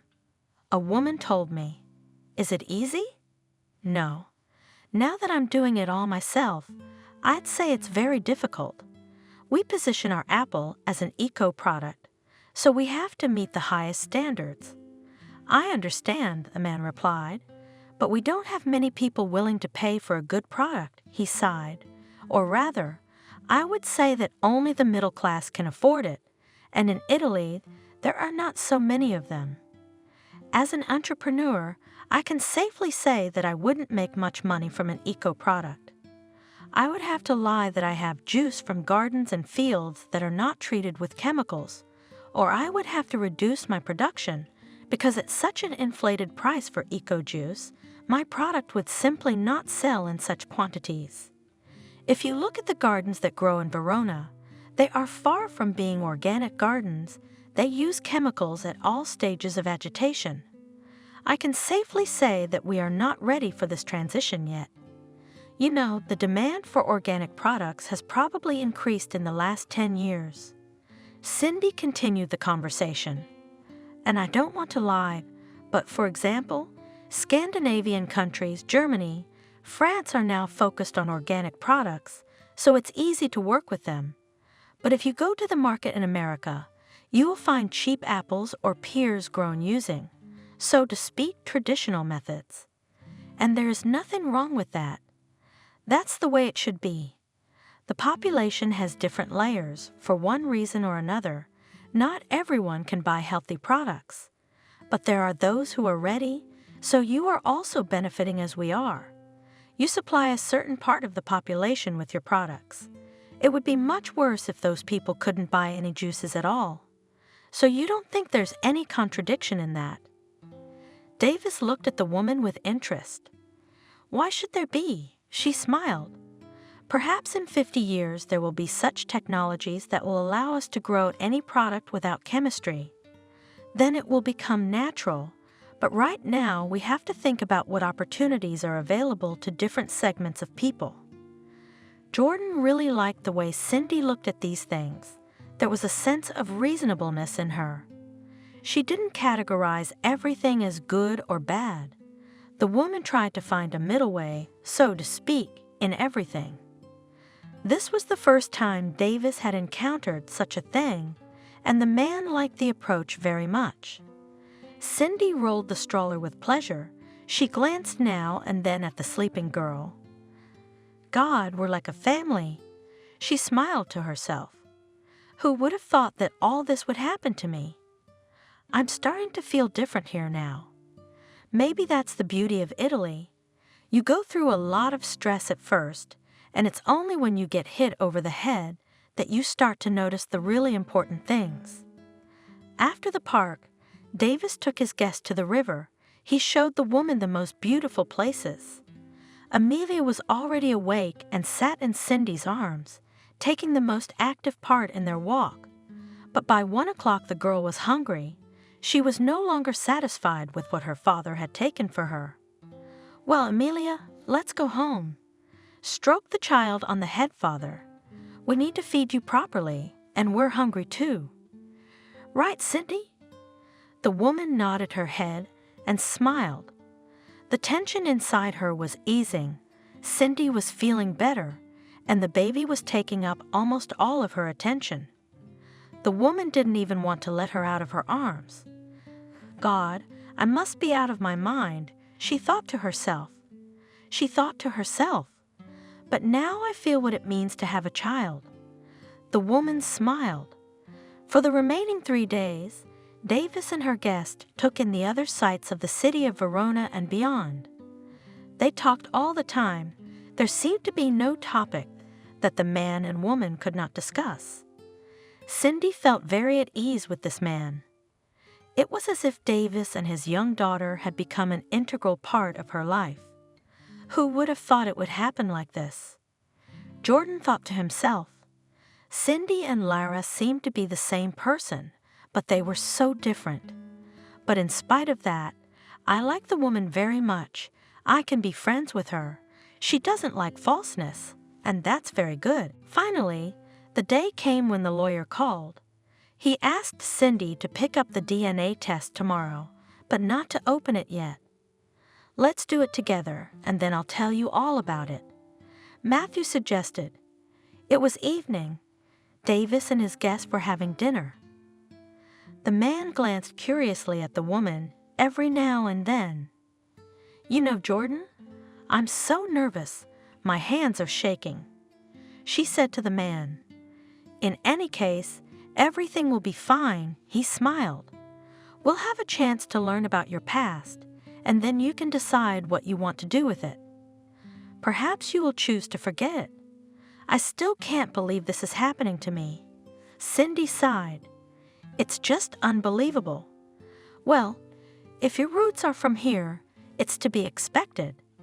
Davis replied. You're the first generation of your family in America, and if you look at all this, you can see how many of your relatives might live in Italy. I never even thought of that. Cindy looked at him. Of course I have relatives here, that's obvious, but I didn't particularly want to know anything about them. That's why it all came as such a big surprise to me. First, my lawyer told me that my father happened to have a sister here, and then it turned out that I had a cousin and a cousin as well. That night, Cindy didn't sleep much. She kept thinking that tomorrow she would finally find out the whole truth. "Are we ready?" asked the lawyer when they were all gathered at the hotel. "Cindy, please open the test." The woman's hands were shaking so much that she could barely manage this simple task. Cindy opened the results and froze in shock, Davis staring at her in amazement. "So Amelia is my niece." She barely spoke and covered her face with her hands and cried. Jordan did not believe her words and took the test from Cindy. He immediately turned pale. Of course, they both thought it was a possibility, but neither of them fully believed it. "So, you, Cindy, and Lara were twin sisters." The lawyer began his story. "Let me tell you right off the bat, your father's life was very difficult. His mother drank, his stepfather constantly beat the boy, but then when Harry married and he and Susan, that was your mother's name, had children, his wife began to walk away from him. She hated her daughters, you and Lara. Your mother took everything from your father, and she was afraid to give up her second daughter. Susan led a life of debauchery, so by the time she was 40, she was a drunk." "Oh my God, that's awful." Cindy couldn't take it anymore and cried. "How could you not love your children like that?" After the lawyer left, Cindy could not calm down for a long time. She walked over to Davis. "Jordan, you'll forgive me, but I'd better leave," said the woman. "I need time to think about this and accept it." "I understand," the man replied grudgingly. "Cindy, Amelia and I will be waiting for you at any time." He hugged her goodbye. "Jack, where are you?" shouted Cindy, walking from one apple alley to another. "Did you go to the old swing?" The woman saw an elderly man with a little girl in his arms. He was gently placing her on a makeshift swing. "Like this." The gardener held the girl. "Well, do you like it? I'm going to take you for a ride." Cindy stood and watched as Jack lovingly handled her daughter. She couldn't take it anymore and went over to him. "I love you so much." She wept. "You've done so much for me, and now Amelia's in your arms all the time." "Well, not in yours." He laughed, looking at Cindy, a huge belly. "That's why I'm a grandfather. Your husband is always busy. He doesn't have time for you yet." After Cindy returned home to America, she soon realized that she not only cared for her niece, but also for her father. Davis was experiencing the same thing. After a month, he couldn't stand it and flew to visit Cindy in America. Jack took an immediate liking to the man. After another 3 months, Jordan and Cindy married. The man immediately decided that he had already tried to make things happen in his niche in Italy, but new opportunities were opening up for him in America. He sold his factory in Verona and opened a high-end juice factory, not far from Cindy's gardens. So now they were the largest exporters, not only of apples, but also of all-natural eco-juice. Despite the fact that the man initially had difficulties with language, he quickly got along with people, and the workers loved him for it. "He looks a bit like our old owner Matthew," they whispered, "only he's much easier to work with." A year and a half later, to their surprise, Cindy got pregnant and Jordan was over the moon. But when the doctor told them that the couple would have twins, 2 boys, the parents almost went crazy with joy. "It's okay, Cindy, be patient." Jack hugged his favorite. "Soon your boys will come, the real hares, so I will carry them in my arms and ride on this swing." The woman kissed her daughter and slowly walked to the beginning of the orchard. She stopped at a single apple tree, the trees now abundant with purpose. Cindy closed her eyes and enjoyed their sweet fragrance. What a pity Daddy didn't live to see these days, ran through her mind. If he had been alive, though, I wouldn't have had to go to Italy. I wouldn't have met Jordan and Amelia. Perhaps my dad gave me the best gift I've ever gotten in my life, so I am very grateful to him and to Italy. The woman noticed multicolored ribbons developing in the distance. Cindy stroked her large belly and slowly headed for the exit. Before getting into her car, she looked at her garden once more. "How much do I love you?" she pronounced, looking at the trees. "If there were no you, there would be no me. You created the Cindy I know."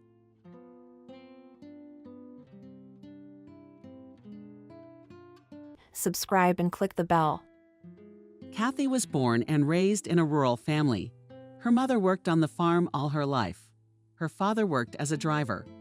Kathy and her sister Christina rustled around the house from a small age, cleaning, cooking, tending to the livestock.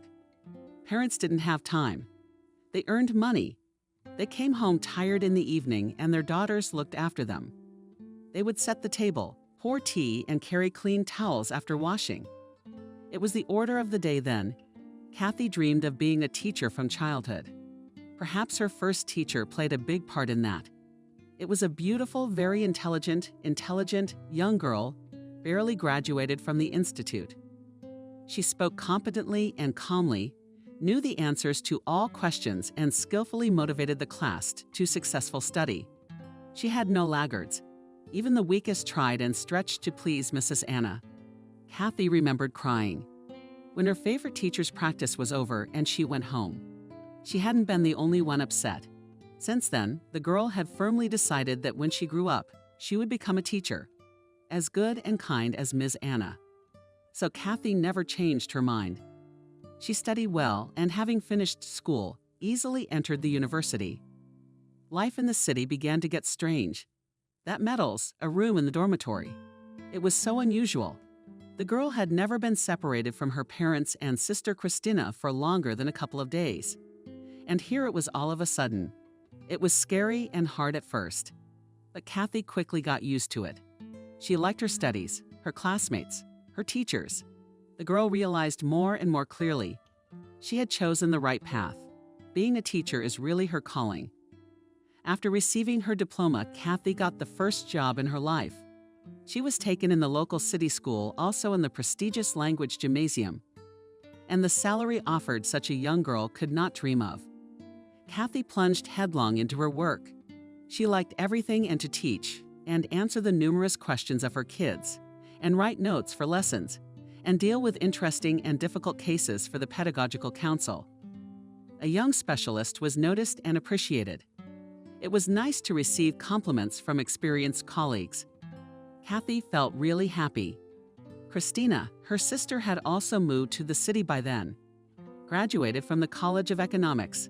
She got a job at a meat packing plant in the administrative office. Even got married, and very happily. James, the son of the director of the plant, fell in love with the pretty young employee. He was from a wealthy family, handsome, educated, witty. Perhaps his parents were at first against the bride's misbehavior from the village. But after recognizing her, they grew to love and accept her. Of course they did. Beautiful, hardworking, faithful, kind. The young lived in their own apartment, which had 3 spacious rooms and a huge loggia. This miracle was given to them at the wedding by James's parents. Kathy was sincerely happy for her sister. But her personal life was not going well. Back in her university days, Kathy had several failed romances. They all followed the same pattern. First, the girl became enchanted with the next suitor.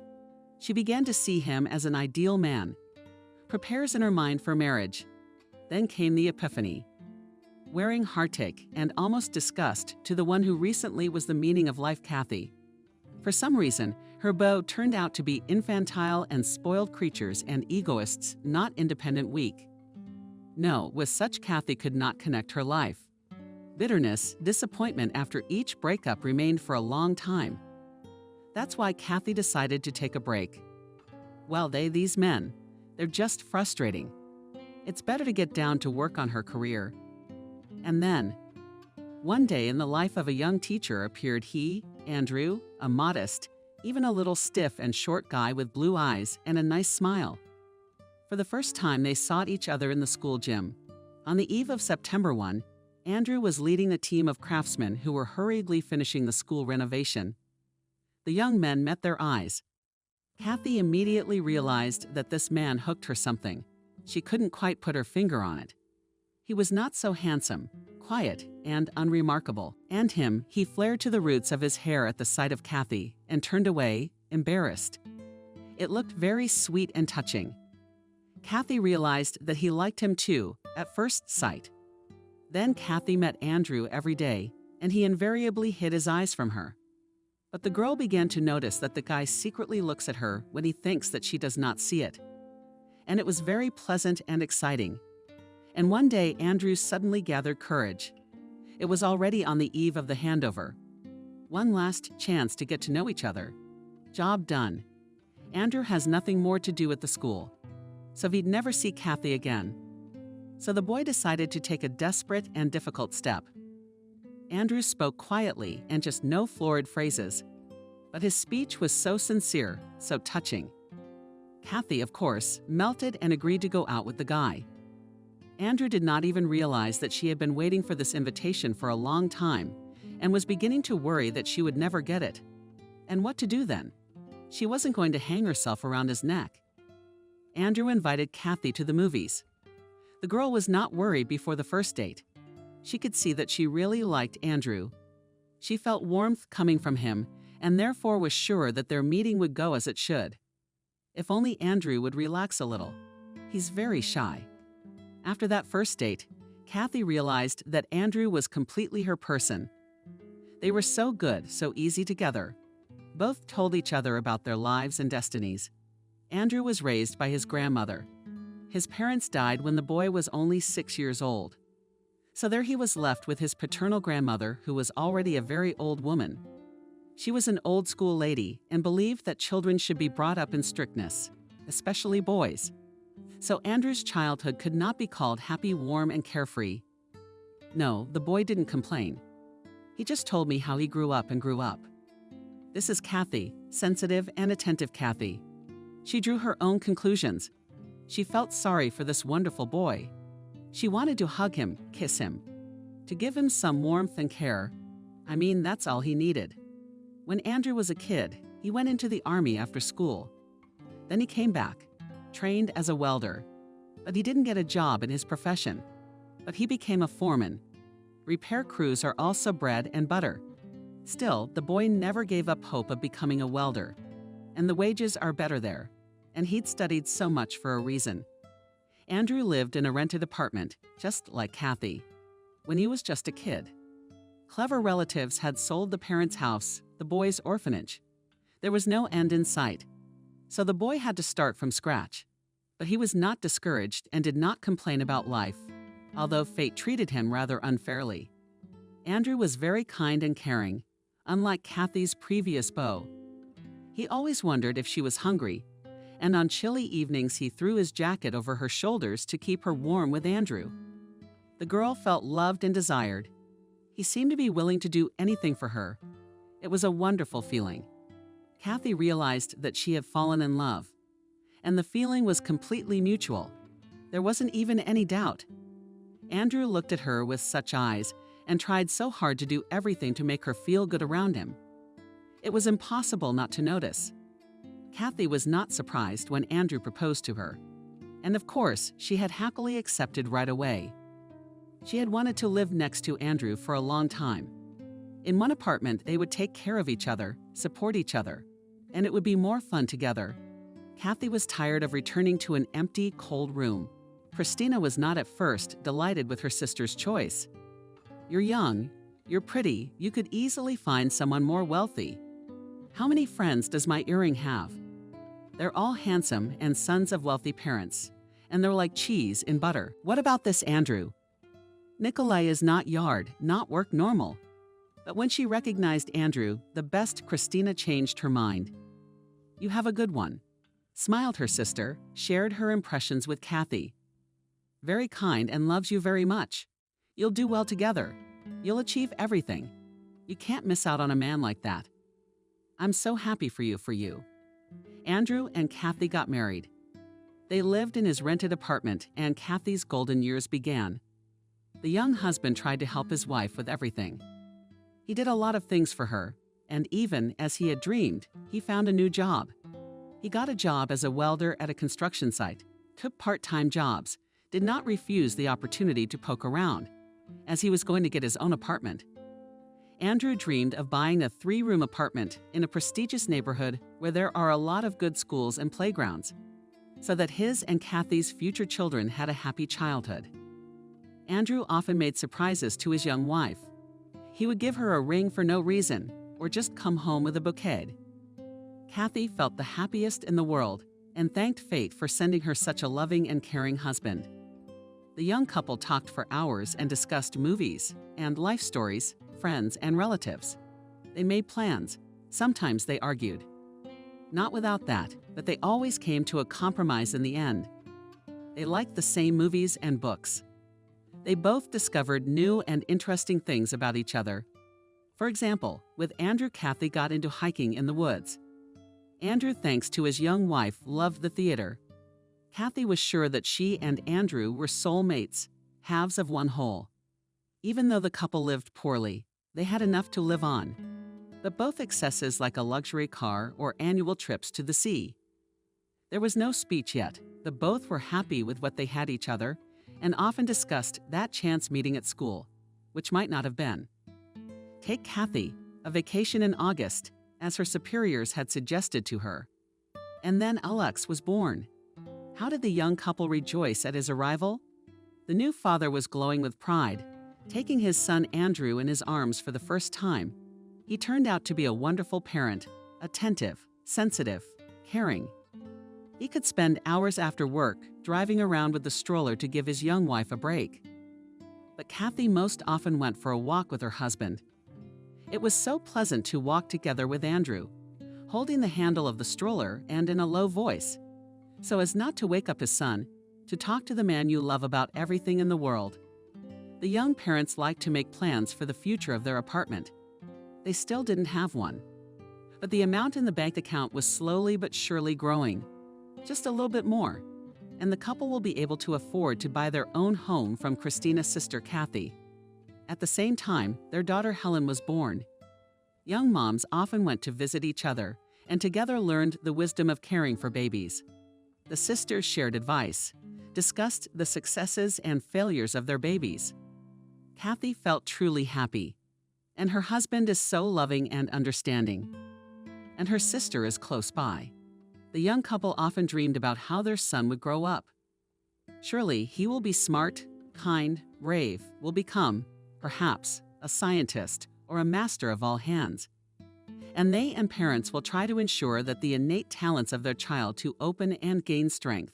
It is only necessary to be attentive and patient. Andrew planned to study a lot with his son, to support him and always be there for him in a difficult moment. Kathy was glad that it was easy and calm at heart. The two of them and cope, raise a child a good man. But the dreams of the couple were not destined to come true. A few years after the birth of their son, misfortunes one after another fell on their small family. First came the financial crisis, as a result of which the couple's savings depreciated. They were only a few days away from buying their own apartment. The goal was so close. But after what had happened, the money accumulated in their account could only buy a couple of winter jackets. And that's if you're very lucky. Alex was already in daycare. Kathy was out of maternity leave. The couple took it hard. They even cried. I don't know what to say. Andrew couldn't help but cry. He thought his wife couldn't see, but she saw everything. The man even looked for an apartment he'd been dreaming of for a long time. Spacious, 3-room, not far from a large school and the Palace of Sports, where Alex could do swimming. And then such a blow. But there was no time to indulge in despondency for a long time. Hard times came. Salaries at Kathy's school began to be delayed for months. Things weren't going too well on the building site either. Andrew's main income now came from coven members. The man spent days working part-time jobs to feed his family. Time passed. Alex was growing up. It was time for him to go to first grade. The family seemed to adapt to the new conditions. Andrew was allowed to stay afloat. The man again made plans for his own apartment. There were hopes for a better life. A happy future loomed ahead. And then tragedy struck at the construction site. Andrew was working unofficially. The owners of the facilities saved money on everything and didn't care much about safety. Andrew knew he was taking a risk, but he was always careful and acted as carefully as possible. But this time, on the construction of a supermarket building, the man fell off from the height of the third floor right onto the concrete blocks piled piles and below. Of course, Andrew did not survive. Arriving in an ambulance, doctors had only to state the man's death. Kathy was not told the terrible news until the morning. For her, the whole world turned upside down in that second. She could not even cry for a long time. The woman felt her soul and heart literally torn in half. She didn't want to live. How and why get up in the morning if there is now no nearest and dearest person? Kathy realized that she would never meet someone like Andrew again. There was no one else like him, and she didn't need anyone else. She missed his smile, his look, the smell of warmth. It was physically painful to not be able to hug a loved one. There were his things around him: clothes, books, glasses. But Andrew himself would never come home again, would never hug her and her son, would never joke with them. How to accept that? To dull the pain, Kathy even took up the bottle. Kathy realized, of course, that this was a road to nowhere. But at that moment, she didn't care, just as long as she could get rid of the unbearable pain for a moment. There's no telling what would have happened to the woman if it hadn't been for Christina. She took Alex in for a while. She saw that his mother was not able not only to look after the child, but could not even cope with herself. Kathy didn't care. She took Alex, and that was fine. And she didn't even think about her own child's feelings at that time. But he was also in pain and scared. Strange as it may seem, Alex's illness brought Kathy back to life. He caught pneumonia and went to the hospital. Christina came to her sister in tears to tell her what had happened. She felt guilty. She hadn't looked after her nephew. He had a high fever and was delirious. The doctor and I thought it was stress at first. After all, the father's dead and the mother's in a state of confusion. But then it became obvious it was more serious than that. He was in intensive care for 24 hours. He seems better now, but the doctor says it's too early to relax. And your drinking, it's a threshold to get back into life. You can't go back. Now we're going to lose another boy. This situation brought Kathy back to life. She was more scared for her son than she'd ever been in her life. She pulled herself together, stopped drinking. She got her job back. And of course, she became a caring and loving mother again. Every day, Kathy went to visit her son in the hospital. At first, she stood under the windows, and then when Alex was allowed to go out, she walked with him for hours on the hospital yard. Alex grew up immediately. Trouble had turned a 7-year-old boy into a little old man with sad eyes. He was surprisingly thin, pale, and silent. Looking at her son, Kathy realized that he was under deep stress. Her baby is traumatized. He needs a strong mother. And she, Kathy, took risks to remove drowned in her own grief, forgetting about the native man, so much in need of her support. Kathy has been the perfect mother ever since. Attentive, totally focused on her son, caring. In the city, Kathy couldn't hold on. It was too expensive to rent an apartment. The woman didn't make that much money. She had to return to the village. Father was already gone, and his life was taken away by a heart attack 2 years earlier. And my elderly mother was in great need of support and care. It was already hard for her to cope with the household on her own. So Kathy's move came very well. Alex went to the first grade of the village school. Kathy got a job there as a teacher, but soon she had to think about changing jobs. The salaries in that school were very different from the salaries. In the city gymnasium on such crumbs was simply could not live, and Kathy had to pull the child alone on his feet, to put him on his feet. And then a neighbor, Aunt Nura, offered a good option. Her nephew had a point at the central market in the city. He sold clothes and shoes and accessories. He needed a salesman, someone decent, someone he could trust, a salary. Aunt Tyrion, the nephew, promised a good one. He also offered a percentage of the proceeds. 2 by 2 Kathy was also quite satisfactory. It was hard, of course, to part with the dream job. After all, teaching kids is Kathy's true calling. The woman knew from childhood what she wanted to be. But what can you do when times are so hard? They've got to eat something with Alex. What wouldn't you do for a child? With great regret, Kathy left school. She missed her students, her coworkers, and her school life for a long time. Her heart sank every time she saw uniformed children on the street. But Kathy was facing new realities. Working the market was hard. Capricious customers who themselves do not know what they want, scandalous traders. Competitors, heavy financial responsibility. And the road took a lot of time and effort. All the same, in the days when Kathy went to work, she had to get up neither light nor dawn and walk almost 2 kilometers to the nearest stop, through which the bus to the city. But the paycheck was good. Now Kathy could buy her son and beautiful clothes and toys. And even to the sea, they flew to the resort every summer. And her mother helped to look after her son. She was already, of course, very old. But she had enough time and energy for her grandson. Kathy often went to visit Christina. She did not work, was busy with the house and her daughter could afford. Her husband earned enough to provide for the family. Christina often felt sorry for her sister. How did your fate turn out? You work like a horse, spinning as hard as you can. I even feel awkward about being a housewife, and you. Everyone has his own fate, sighs Kathy. I'm not complaining about mine. We all have something for nothing. Kathy was genuinely happy about Christina's life. She adored both her sister and her niece Helen Christina, but her daughter. The 4 of them often went out together. They'd go out together. All in all, they lived close together. It was Christina who advised Kathy to save some money and invested in shares of a large company. James says it's the right thing to do. We have a lot of money invested in those stocks ourselves. My husband's sure it'll be great in the end. And James is smart, he knows. Kathy listened to her sister, and without saying a word to anyone. She bought a few shares. The capital grew, but it was impossible to get rich very slowly thanks to such interest, as it seemed at first. But Kathy decided to let the money lie on deposit. But she did not tell her son or her mother about the shares. I don't think they'll approve. They'll say it's all a waste of money. Let the family live in peace. So Kathy had her own little secret. Now she was saving money, buying stocks, saving for a happy future for her son. Alex grew up a smart, athletic boy, unlike his modest, quiet father. Alex was the soul of the company. He always had a lot of friends, comrades. The guy walked a lot, laughed, socialized. He was a very cheerful and carefree person.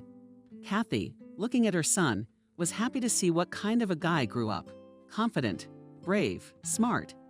This was exactly the kind of son she and Andrew imagined when they walked around the neighborhood with a stroller. Alex dreamed of becoming a lawyer, but to enter the cherished faculty he lacked just a little. The guy had to go to the army. Returning, he decided to try his luck in the city. His mother supported her son's decision and even helped financially. She rented Alex an apartment. Go, try, dare. Just be careful and know that no matter what happens, you can always come home to this house. Thank you, Alex smiled. But I'm not going back. I'm going to make my way in the city. There are so many opportunities there, so many prospects that something will work out. Goodbye, smiled Kathy. It was scary to let her son go, but what can you do? The boy had grown up. It was time for him to start his own life. Alex enrolled in a construction college and at the same time got a job at a factory. He studied, worked, and paid for his own apartment. He often came to the village to visit his mother and grandmother. He always showed up with gifts and funny stories. Kathy's mother had completely given up. She hardly ever left the house, and sometimes she didn't even recognize her own daughters. One day she had a heart attack. Kathy called an ambulance. Mom was taken to the hospital. The old woman never came back. What do you want, age? The doctor sighed tiredly. No one is eternal. Kathy and Christina organized a funeral in the village. A lot of people gathered for the wake. After all, everyone here knew Mom. Then Christina told her sister to take over her parents' house. I don't need that half of the inheritance. I don't need it. You know I don't. What about you? You took care of your mom the last few years. That's hard work. So it's only fair that you get the house. Kathy didn't mind. She really needed her own place. Old age was fast approaching. The woman was sometimes surprised at how quickly her life flew by. It seemed that she and Andrew Alex had just been born. They were young, full of plans and hopes, beautiful. And now Alex is a grown-up, independent man. Andrew is not, and she herself is almost an old woman, that ahead only pension and quiet, peaceful existence in a village house. The only hope is in Alex. Here he will get married. His grandchildren will be born. The kids will come to visit their grandmother. Then the joy in life will appear. By the way, Alex is a good man. He did not give up his dream of law school. He got in after all. It was hard for him to work and study, but he'll get through it. Kathy, if anything, will help and support him. Christina said it was time to live for himself. You're young, you're still beautiful. Alex has grown up. Now you can treat yourself. Your salary is not bad. You even have savings. Let's fly to Italy or Greece. You've never been abroad. We'll take a walk there and have a vacation. What, Greece? What, Italy? Kathy smiled back. I have a grown-up son, Ivan, will soon get married. Probably he will need to help with the wedding and the apartment. That's what I'm saving up for. I don't have time for a vacation. Your son is a healthy, grown-up man. He's so strong and handsome. He'll manage on his own. You have to think about yourself sometimes. But Kathy didn't agree with her sister. She likes to talk easily in front of her husband like that. And Kalenka was born with a golden spoon in her mouth. She has a future for 100 years ahead planned and secured. True, the nephew was good, despite the rich parents, and grew up wise, modest, judicious. Simple, such a natural, pleasant, very independent too. Like Alex, she's been working since she was young. Golden girl. When Kathy had argued with her sister that Alex would need her support for the foreseeable future, she'd been right on the money. Shortly after that conversation, the son came to visit his mother for the weekend. He was mysterious, not as he always was. Kathy immediately realized that something was wrong. The woman quickly set the table and put out her son's favorite treats: fried potatoes with mushrooms, pancakes, and pickles from the cellar, and then watched with pleasure as Alex absorbed it all to satiety. The young man shared with his parents an amazing news: Mom, I'm getting married. As Kathy splashed her hands, went on, the calm questions fell from her like from a cornucopia. The woman is filled with a mass of emotions: joy, of anxiety, surprise. Her name is Julia. You're gonna love her. I'm bringing her here next weekend. You two should get to know each other before we get married. Just wanted to warn you first. Kathy nodded her head with a smile. She knew, of course, that this moment would come sooner or later, but still found herself caught off guard by the news. But wow, Alex is getting married, all grown up. Julia worked as a waitress in a cafe. The guy often came to eat at this place. That's how they met. Julia's from the country too. The son shared details. She was raised by a single mother too. See how much we have in common. Julia came to the city to go to law school. Another amazing coincidence. She dreamed of working for the police, helping to catch criminals, but she's so frail, so thin. What kind of policeman would she be? Julia didn't make it. She failed her college exams, but the girl did not want to return home to the village. What would she do there? She grew up in a small, remote village in a poor family. Her mother had 5 younger children besides her. Julia didn't want to go back to her old life, so she got a job as a waitress in a cafe. She rented a room in a dormitory and lived on her own, working slowly. How long have you two been together? 6 months almost made Alex smile. From that smile, Kathy realized that her son was head over heels in love. She's nice. Takes care of me. She cleans the house. She cooks. I mean, we've been living together for 4 months in my rented apartment. I proposed to her the other day. That's how Kathy got through. It's how much to prepare, and the dining room for the wedding to order, and outfits for the bride and groom to find and host, hire, and menu. think through, and the invitation to send out to moms. We decided that we can do without all that, just answered Alex. We'll sign everything quietly in the registry office and everything as you want, nodded Kathy. She had painted in her head the image of a perfect wedding for her only son a long time ago. It was a cheerful celebration with a crowd of dressed-up guests, a ringing toastmaster, a huge cake, and a table full of treats. Cars decorated with balloons and ribbons, dancing, a beautiful bride and a happy groom. But since the young people decided differently, so be it. It's their holiday after all. The following weekend, Alex arrived at his mother's house with his bride. Kathy was confused, prepared a royal chair, and made salads and meat, spared from the appetizers, stacked on the composed. Kathy was very excited.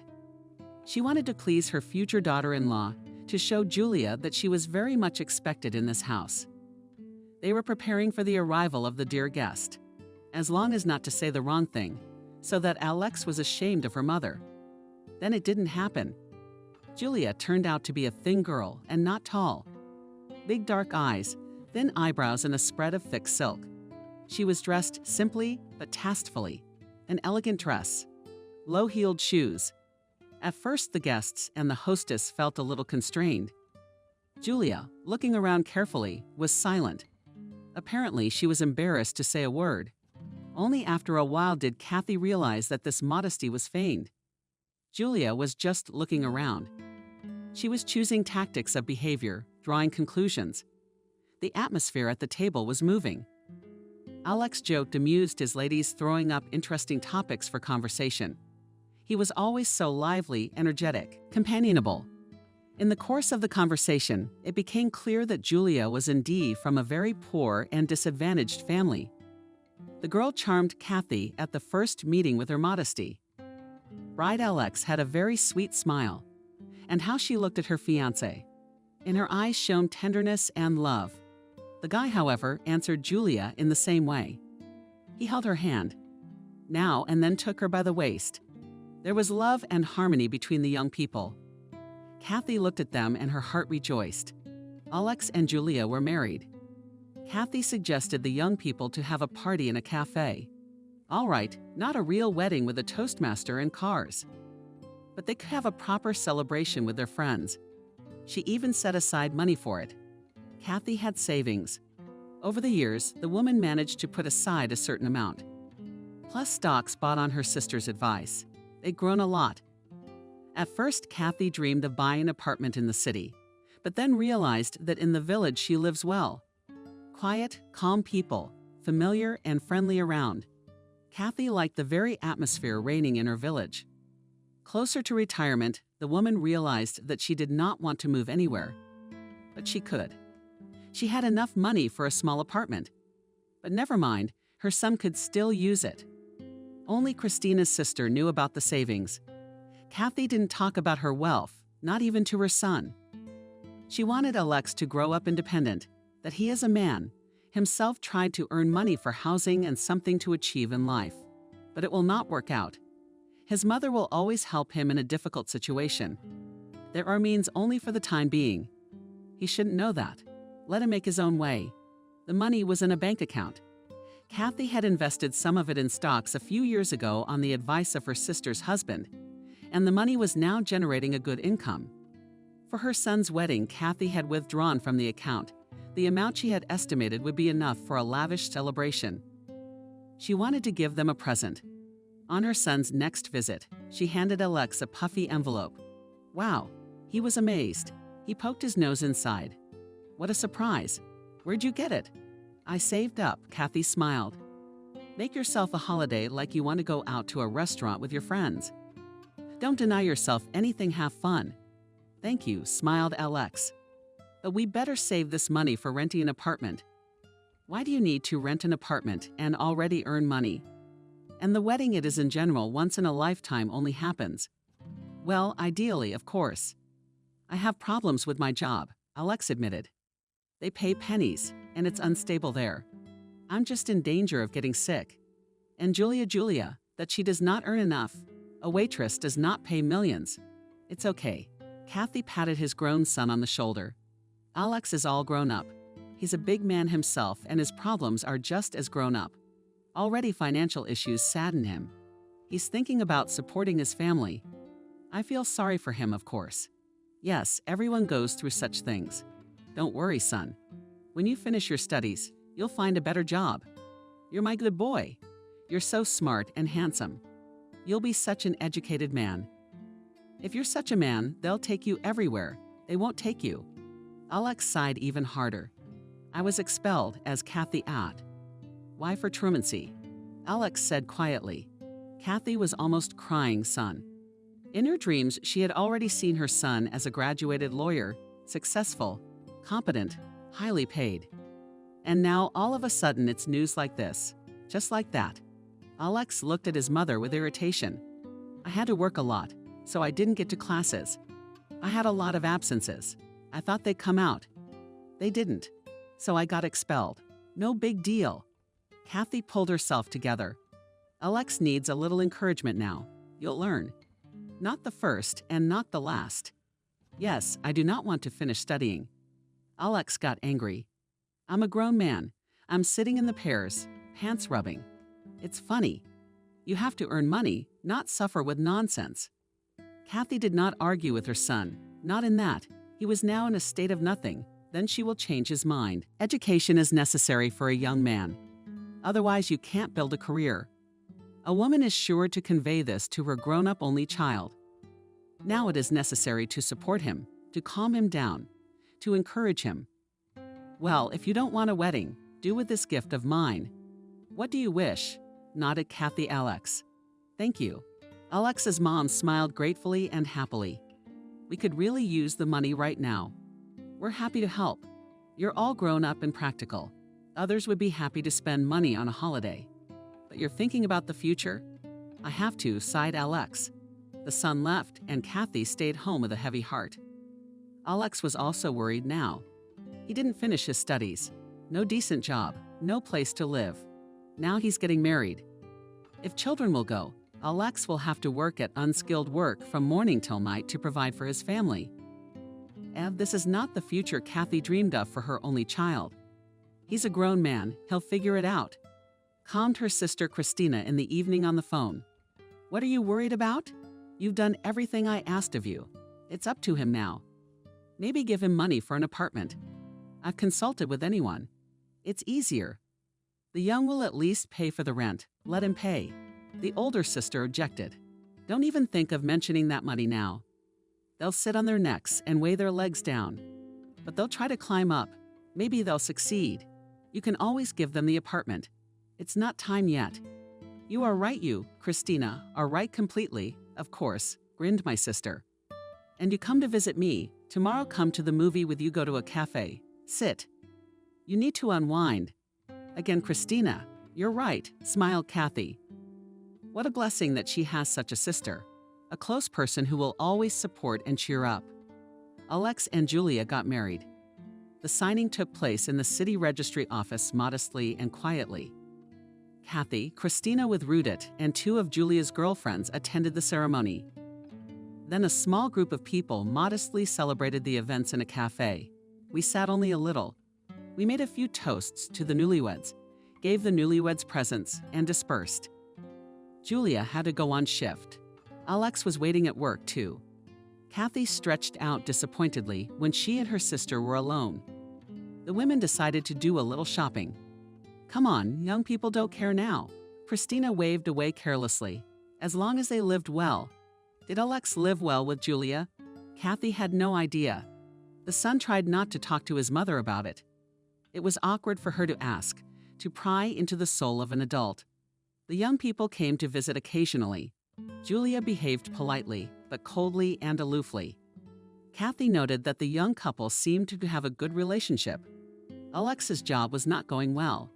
He changed places and employers, looking for a decent income, but nothing worked out. Alex didn't want to think about going back to university. Kathy several times wanted to tell her son that she had a safety cushion, which she was ready to give him. She wanted to encourage Alex to take that desperation out of his eyes. But the woman delayed. We need to let the young ones try to get back on their feet on their own. It's important. It's not like they're so needy right now. Yes, it's hard. But they're two adults who should be able to cope. But if there's a child, then it's a different matter. Children should live in normal conditions with calm, peaceful parents. Several years passed.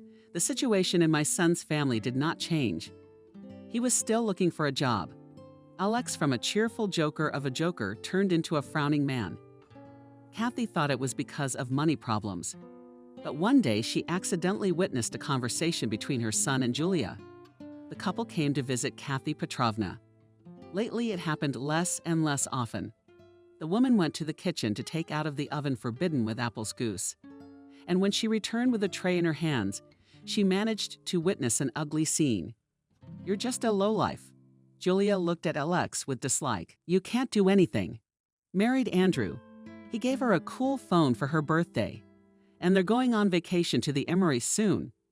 And you can't even find money for a spa for the woman you love. We're about to be evicted from our apartment for non-payment. Alex silently lowered his head. He had nothing to object. Probably the young man felt at this moment really full of nothing. Kathy's heart squeezed with pity for his son. Wow, Julia often humiliates him like this. Once when she was visiting, she couldn't help herself, and the son was too used to hanging his head. He wasn't even surprised and didn't even try to defend himself. Julia's a real piece of work.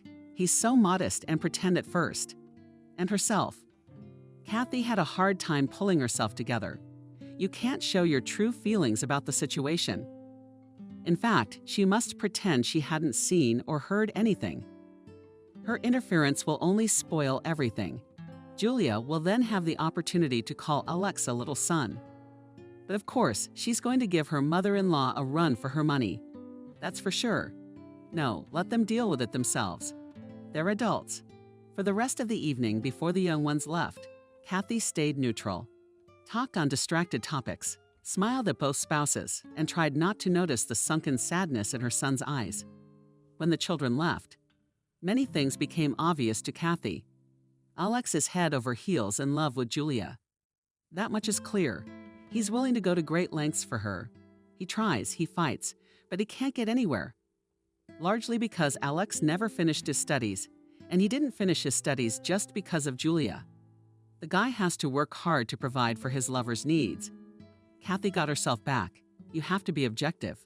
It was still Alex's choice to drop out of university and get a job. Yes, a lot of it was out of a desire to please Julia. But Alex made the decisive step himself. How and how to help his son now? Kathy thought again about the money in the account. Should she give it to Alex? Let him buy an apartment. Julia would be delighted. She approves. In serious matters, Kathy is used to consulting her sister. Jana called her. "You're crazy," Christina exclaimed after hearing her sister's reasoning. "Under no circumstances do not buy an apartment now. Don't you realize that it will be considered as jointly acquired property in marriage? They've only been together a week. What if they get a divorce? Julia would take half of it without blinking an eye. I understand if they had kids. Then at least the grandkids would get everything. And now it's going to someone else. You worked hard. You didn't earn money for this spinning your tail. Oh, it's hard being the mother of a grown son." Kathy sighed. She realized her sister was right again. So many nuances to keep in your head. It's not easy being a mother at all, her sister parried. But it's nice sometimes. A few more years passed. Kathy saw that her son was unhappily married. Alex was still looking for a decent living. He did all sorts of things, and Vaktang, and already worked, and tried to open a business, and worked as a trucker, but nowhere for a long time. What was going on? The company went bankrupt, or he didn't pass the medical examination. Finally, Alex gave up. Tired. It's hard to work and be disappointed. One day he came to his mother suddenly, unannounced, alone. "We are not pulling the life in the city," he sighed. "It's expensive for us. We'll come back for the first time with you. We'll live. You don't mind?" "No." Shook her head in surprise. "That's good," nodded Alex. "In that case, we'll come next week." Kathy was at a loss after her son's departure. Are they going to live together here in the village? What kind of a strange decision. There are no jobs here. what Alex and Julia are counting on. But the woman did not argue with her son. She saw that he's already having a hard time. All right, let them try. They are probably just looking for a way out of a difficult situation. They're also considering a life in the countryside. Well, we can do that, since the city didn't work out. Life together with Alex and Julia began with the division of territory. "Mom, we will live in the living room," said Alex. "Why?" Kathy was surprised. She had prepared for the young corner of her bedroom. In her opinion, it was the most cozy room and remote. The young people would live more quietly there. Living room, Kathy liked to rest here watching TV, and the neighbors often dropped by. There was plenty of room in the living room for friends. Because it was the biggest and brightest room, Alex answered simply. Then Kathy realized that her son was broadcasting Julia's will. He always tried to please his wife in everything. He loved his young wife more than his father's life and took advantage of it. Julia immediately showed her true face to her mother-in-law. Did not even try to pretend anymore, polite or modest. She didn't like everything Kathy did. And her mother-in-law didn't cook right. Too fatty, unhealthy. And the server's table was sluggish, wrong. And she didn't even know how to mop the floors. Julia would often admonish Kathy with a look of contempt. "That it's you who rattles the dishes in the morning and disturbs your sleep, or are your friends laughing too loud? Couldn't you get together somewhere else in the evening?" At first, Kathy was at a loss for words at her sister-in-law's insolence. Then, of course, she thought of appropriate responses to Julia's barbs. She wanted so much to remind her that she was not in her own house. Accordingly, she should behave more modestly. But Kathy lingered. For her son's sake, of course. The woman saw. Alex is very attached to Julia. He loves her, idolizes her. The young husband tried to fulfill his wife's every whim. There were many whims. The man failed and felt guilty. Julia was suspicious of elegy, this feeling of guilt. Often she mentioned husbands, boyfriends, her acquaintances who overpowered the women they loved with jewelry and literally overwhelmed them with money. Kathy understood the purpose of what was being said. Julia was manipulating Alex, played on his feelings, used her spouse to suppress him. But she wasn't even trying to open up to her son. He's not in the right state of mind right now anyway, too blinded by love and passion. Kathy sincerely did not understand what her son found in this Julia. Well, yes, she was pretty, but there's a lot of them out there, and now you're getting these feelings. It seemed that if Julia asked him to jump off a cliff, he would do it gladly. Alex got a job at the local sawmill. The work was hard, physically exhausting, but the pay was good, enough to take Julia into town from time to time, then to shopping, then to a restaurant. The young wife herself didn't bother to work.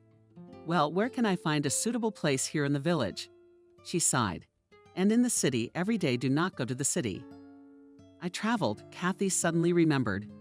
I had no husband, no child to raise. So I drove from here to the central market every day. Why are you comparing times and situations? Julia sighed languidly. First of all, I am married, fortunately. After all, the responsibility for the material maintenance of the family lies on the man, not on the woman. Secondly, we are in no hurry to have children. I believe that it is silly to give birth to Beskov without a yard is terribly irresponsible. And thirdly, I'm going through such a period now. Do you think it's easy to work as a waitress on night shifts? To tolerate the antics of customers? I need to recuperate, get back to my old self. Kathy could have said a lot of things to her daughter-in-law, but she kept quiet. She kept quiet for her son's sake. He was having a hard enough time as it was. And now he's going to be caught between his mother and his wife, like between two fires. Kathy was well aware that her daughter-in-law was openly condemning her life. And this Julia to give birth to children without a stake, without a yard is irresponsible. I mean, that's a stone to her head. When did she and Andrew have Alex? The young family didn't have their own place yet. That's what the daughter-in-law was implying. The longer the young lived at Kathy's, the clearer the woman realized Julia manipulates Alex, makes him dance to his own tune, uses the spouse. The son is the one who is in love with the young beauty, put on the other in front of his eyes, and left the spouse. Turns this situation in his favor. Julia herself clearly does not nourish a colleague any tender feelings. This is evident from her irritation, her dislike of the other look at the spouse. According to gestures, yes, a lot of them, these indicators, and how only the son does not notice. So why is Julia still with Alex? The answer is simple. Who else would work so hard for her? Where else would she find someone so loyal and obedient? Such a feeling as Alex has for Julia is rare, and the girl understands it perfectly well. She will try to make the most of the situation. And if suddenly there will be a more interesting option, she will easily leave Alex. Being confident in her own power, Julia behaved rudely with her mother-in-law right in front of Alex. The daughter-in-law must have realized that Kathy could see right through her. It was infuriatingly annoying and frightening, apparently. And how did Julia look at her mother-in-law? She felt superfluous in her own house, arrogant, full of contempt. Looks, shelves, remarks, reproaches. To have less contact with her daughter-in-law. Kathy now went to visit her neighbor herself. She also often traveled to her sister's house and even stayed overnight. Christina, of course, advised to put the initial Julia in her place. It's your house, after all, shook her sister's head. Remind her of that. Let them think about it now. Tell them you were separating. You were looking for a place to live. Otherwise, she's living on her own, and she's got a lot of nerve. I'll talk to her myself, if you're uncomfortable. No. Kathy waved his hands. No way. Alex is always on her side. It's hard enough for him. He didn't need to add to his frustration. Alex really did blindly believe everything his wife said. Kathy tried to be as polite as possible. I kept silent in response to her nibs, remarks. My sister-in-law uncomplainingly cleaned her plates. Tolerated her reproaches. But Julia, apparently, still complained to her husband about his mother, put in an unsightly light. Mom, why are you picking on her? Sometimes the son would start a conversation. Julia is a wonderful woman. I love her. You mustn't think of her as an enemy. Try to make up with her. I didn't have a fight with her. Kathy tried to justify it. I'm trying not to talk to her at all. Any conversation turns in her direction, and she makes me her number one enemy. That's what it's all about. Alex shook his head sadly. Julia says, so you despise her, or do not notice, or come to reproach. The third is not given. Why do you make her work in the kitchen? Julia was going through a rough patch. She needed a vacation. So I just reminded her to clean up her plate. No one's making her work. I serve you myself. Alex looked at his mother with a sad look, and Kathy realized that everything is useless. He still will not believe that his wonderful Julia systematically turns the life of her husband and mother-in-law into a nightmare. Maybe he'll get to Alex someday, but not now. Julia masterfully turned Alex against his own mother, against the person who sheltered the couple in her house, gave them shelter, who, in fact, feeds them. Since Alex earns pennies at the sawmill, and the lion's share of his salary goes to pay off loans. In the city, the couple had managed to rack up loans that they now had to pay off. It was frustrating and painful. Kathy saw no way out of the situation. She only hoped that Alex would sooner or later see the light. Sometimes she wanted to kick the insolent youth out of the house, but that would mean losing her son forever. Julia manages to turn Alex against his mother on the spot. And here, if she throws them out of the house at a difficult moment. There's a lot of drama to be had here. Shakespeare would be jealous. And this house, to be honest, belonged to Alex when her mother died. Kathy suddenly realized that such things usually happen suddenly. Yes, Mom was sick. She needed help, but there was no sign of her leaving so soon. Kathy thought about it a lot, because she might one day be gone just as suddenly. And then how would Alex be left with? The inheritance was 6 months away. Suddenly, some other claimants for this house will show up unexpectedly and heirs. My father had a complicated relationship with his relatives. Anything's possible. To protect Alex, Kathy, who was at that time the only owner of the house, wrote a gift deed to her son, and that was it. Her soul was at peace. Kathy was used to living for her only child. She did everything for him. Now the house officially belonged to Alex. And the son knew it was true. At the time, Alex thought he wouldn't need the inheritance. He planned to settle down in the city, buy a nice apartment, that he's some country house. Who knew it would turn out like this? Kathy decided to be patient. It cost her a lot of strength to keep her temper in check and not take it out on Julia. And it wasn't good for her health either. But for the sake of her son, she could bear it as long as Alex was happy. If not for Christina and her sensible advice, Kathy would have spent all her savings on an apartment in the city for young people. But her sister was right. The woman understood that now more than ever, Julia doesn't like Alex. It's obvious. She's using him. If Alex buys an apartment, which will be considered jointly acquired property, the young spouse will immediately demand a divorce, and she will legally take half of the housing with her into her new life. And this is very good money. Well, no, we'll not wait, Julianka. Alex won't be blinded by this strange love for ages. Someday he'll see the light. That's when he'll need an apartment in the city for his new life. Too bad he can't get out of the house for free. Kathy had to put up with the antics and unfair reproaches of his sister-in-law. There was no end to it, but the woman understood. Now she's in no position to change anything. Christina, seeing that her sister was having a hard time, suggested we go on vacation together. Why don't we dispel all Kathy's phone calls and go sunbathing? We'll swim in the sea. We'll go on excursions. They'll be great. Go for it. In the end, Kathy gave in. She really needed a break from everything that was going on at home. Young people, let them live in the village house. Julia would have to cook and clean. They've spoiled her. Doesn't even help with the plate. She sits at home all day and the phone hangs out and watches soap operas. Julia, of course, expressed her opinion about Kathy's vacation. There is no money in the family, and some people go to resorts. She replied, somehow to Alex's remark that his salary has been cut again.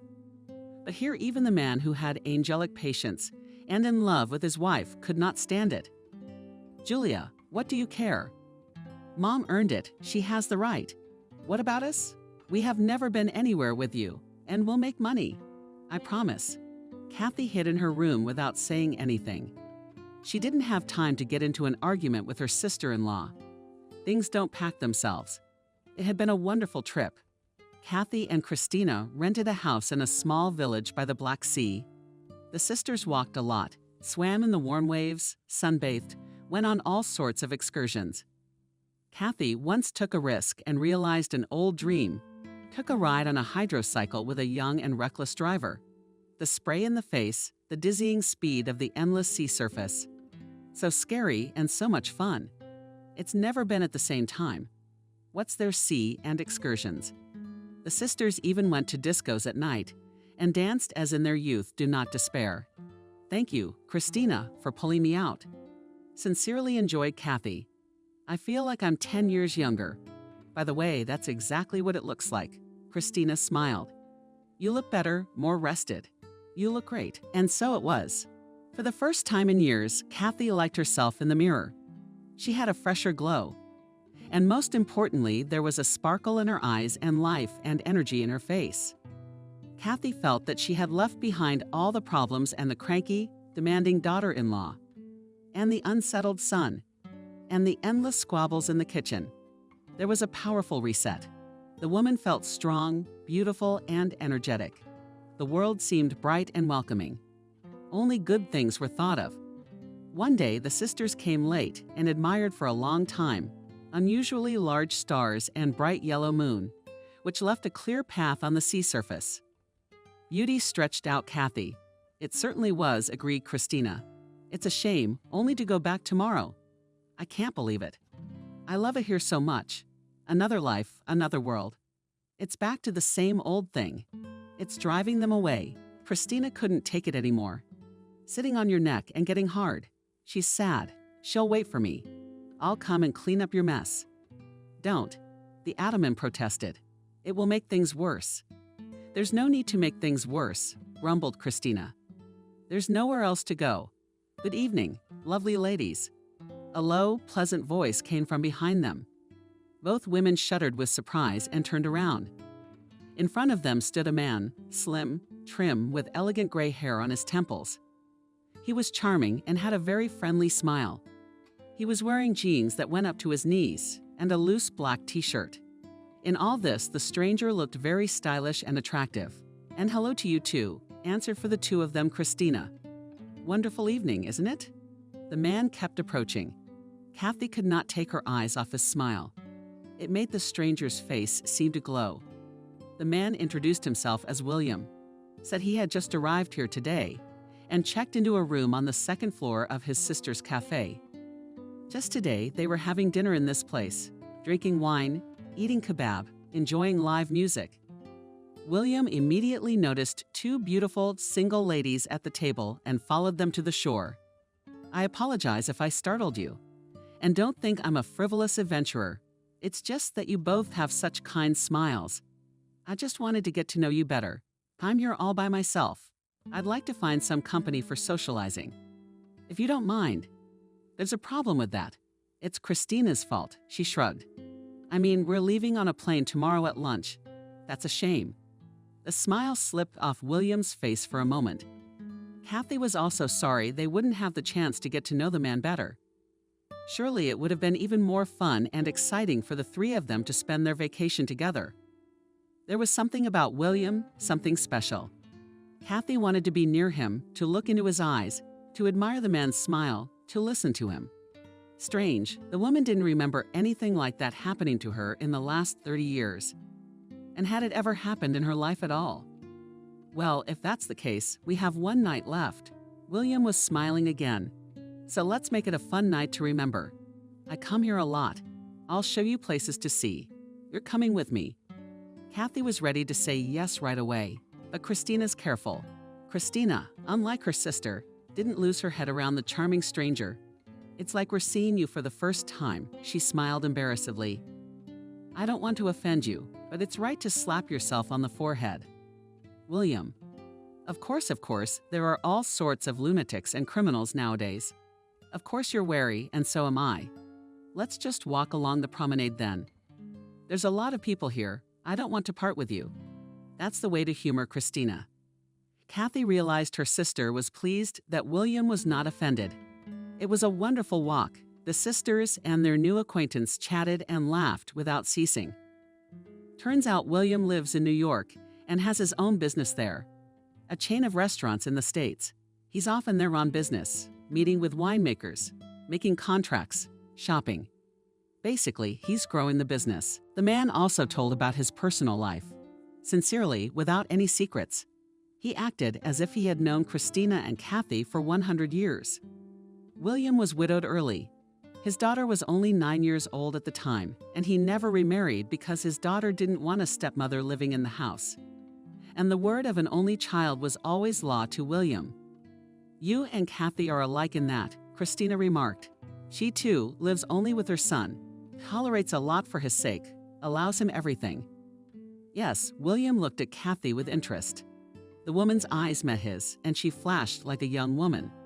She even felt hot. That's a shame. Years later, I realized that's not the way to do it. My daughter grew up to be quite a spoiled brat, but she's doing well now. She found a husband who, like me, tolerates her whims and fancies, and lives quietly abroad, unfortunately. They've gone to a warm place, so I'm all alone. I have a job, friends, but still, after my daughter's departure, I feel empty in the house and in my soul. The trio partied until the wee hours of the morning, and it seemed as if they'd gone back to their youth. William clearly sympathized with Kathy. He tried to please her from time to time, taking her hand casually. Once he hugged her waist lightly and briefly. Kathy wanted that moment to last forever. The sisters reached their cottage only when the matchmaking began. William, of course, volunteered to see them off. "I don't want to part with you," William confided. His eyes, of course, were on Kathy. "Kathy, why do you blame the phones?" Christina suddenly suggested. "Why did we have such a good time? Why don't we come back again next year? We should call each other so we can have a vacation together. It'd be fun. That's obvious. That's a great idea." William says yes. I'm dictating my number. "No, you better give me your phone number." Kathy complied with William's request with a smile. He deliberately held her hand in his as he took her cell phone. There was so much warmth from him, so much tenderness. Kathy wanted to dissolve into it all. It was a shame they had met so late. William quickly dialed his number from Kathy's cell phone.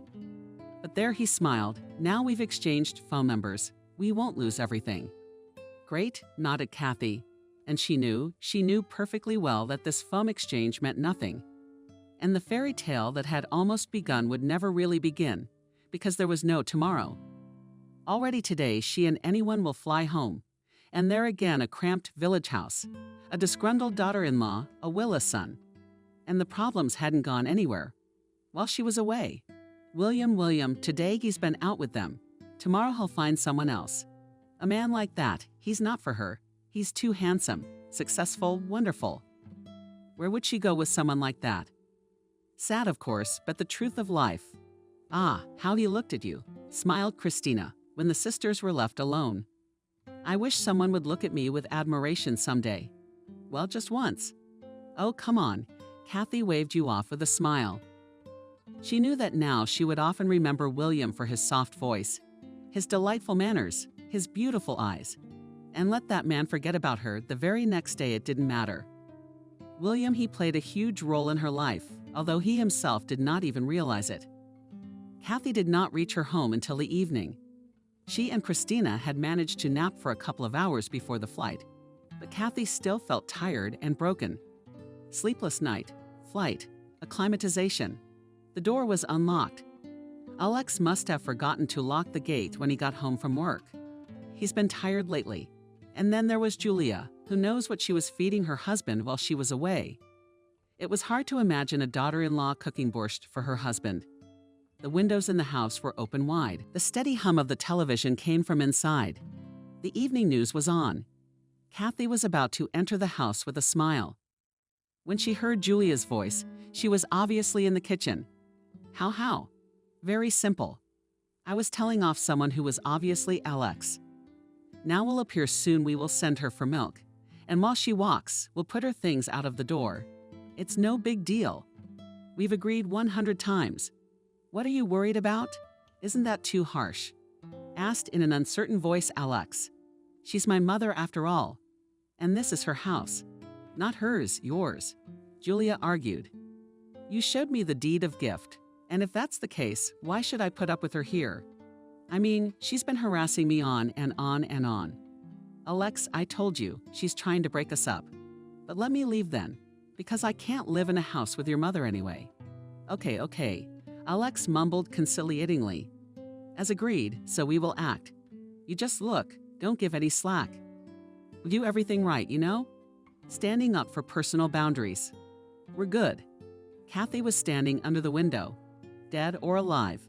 It slowly dawned on her that she just overheard him talking, and that she was about to be kicked out of the house, and that Alex had agreed to it. There was no way the older woman had expected such a thing. She even had dark flickers in front of her eyes. Her blood pressure must have skyrocketed. Kathy took a few deep breaths to pull herself together, let on a joyful look, and entered the native hay. Oh, hello, lusciously, Julia smiled. And we were waiting for you a little later. A cab was rushing by. I didn't have time to look back, Kathy. I brought you some presents. Oh, what an experience. No sharing. Julia was doing her best to feign some sort of joy at seeing you. Alex stood next to her, slumped and silent.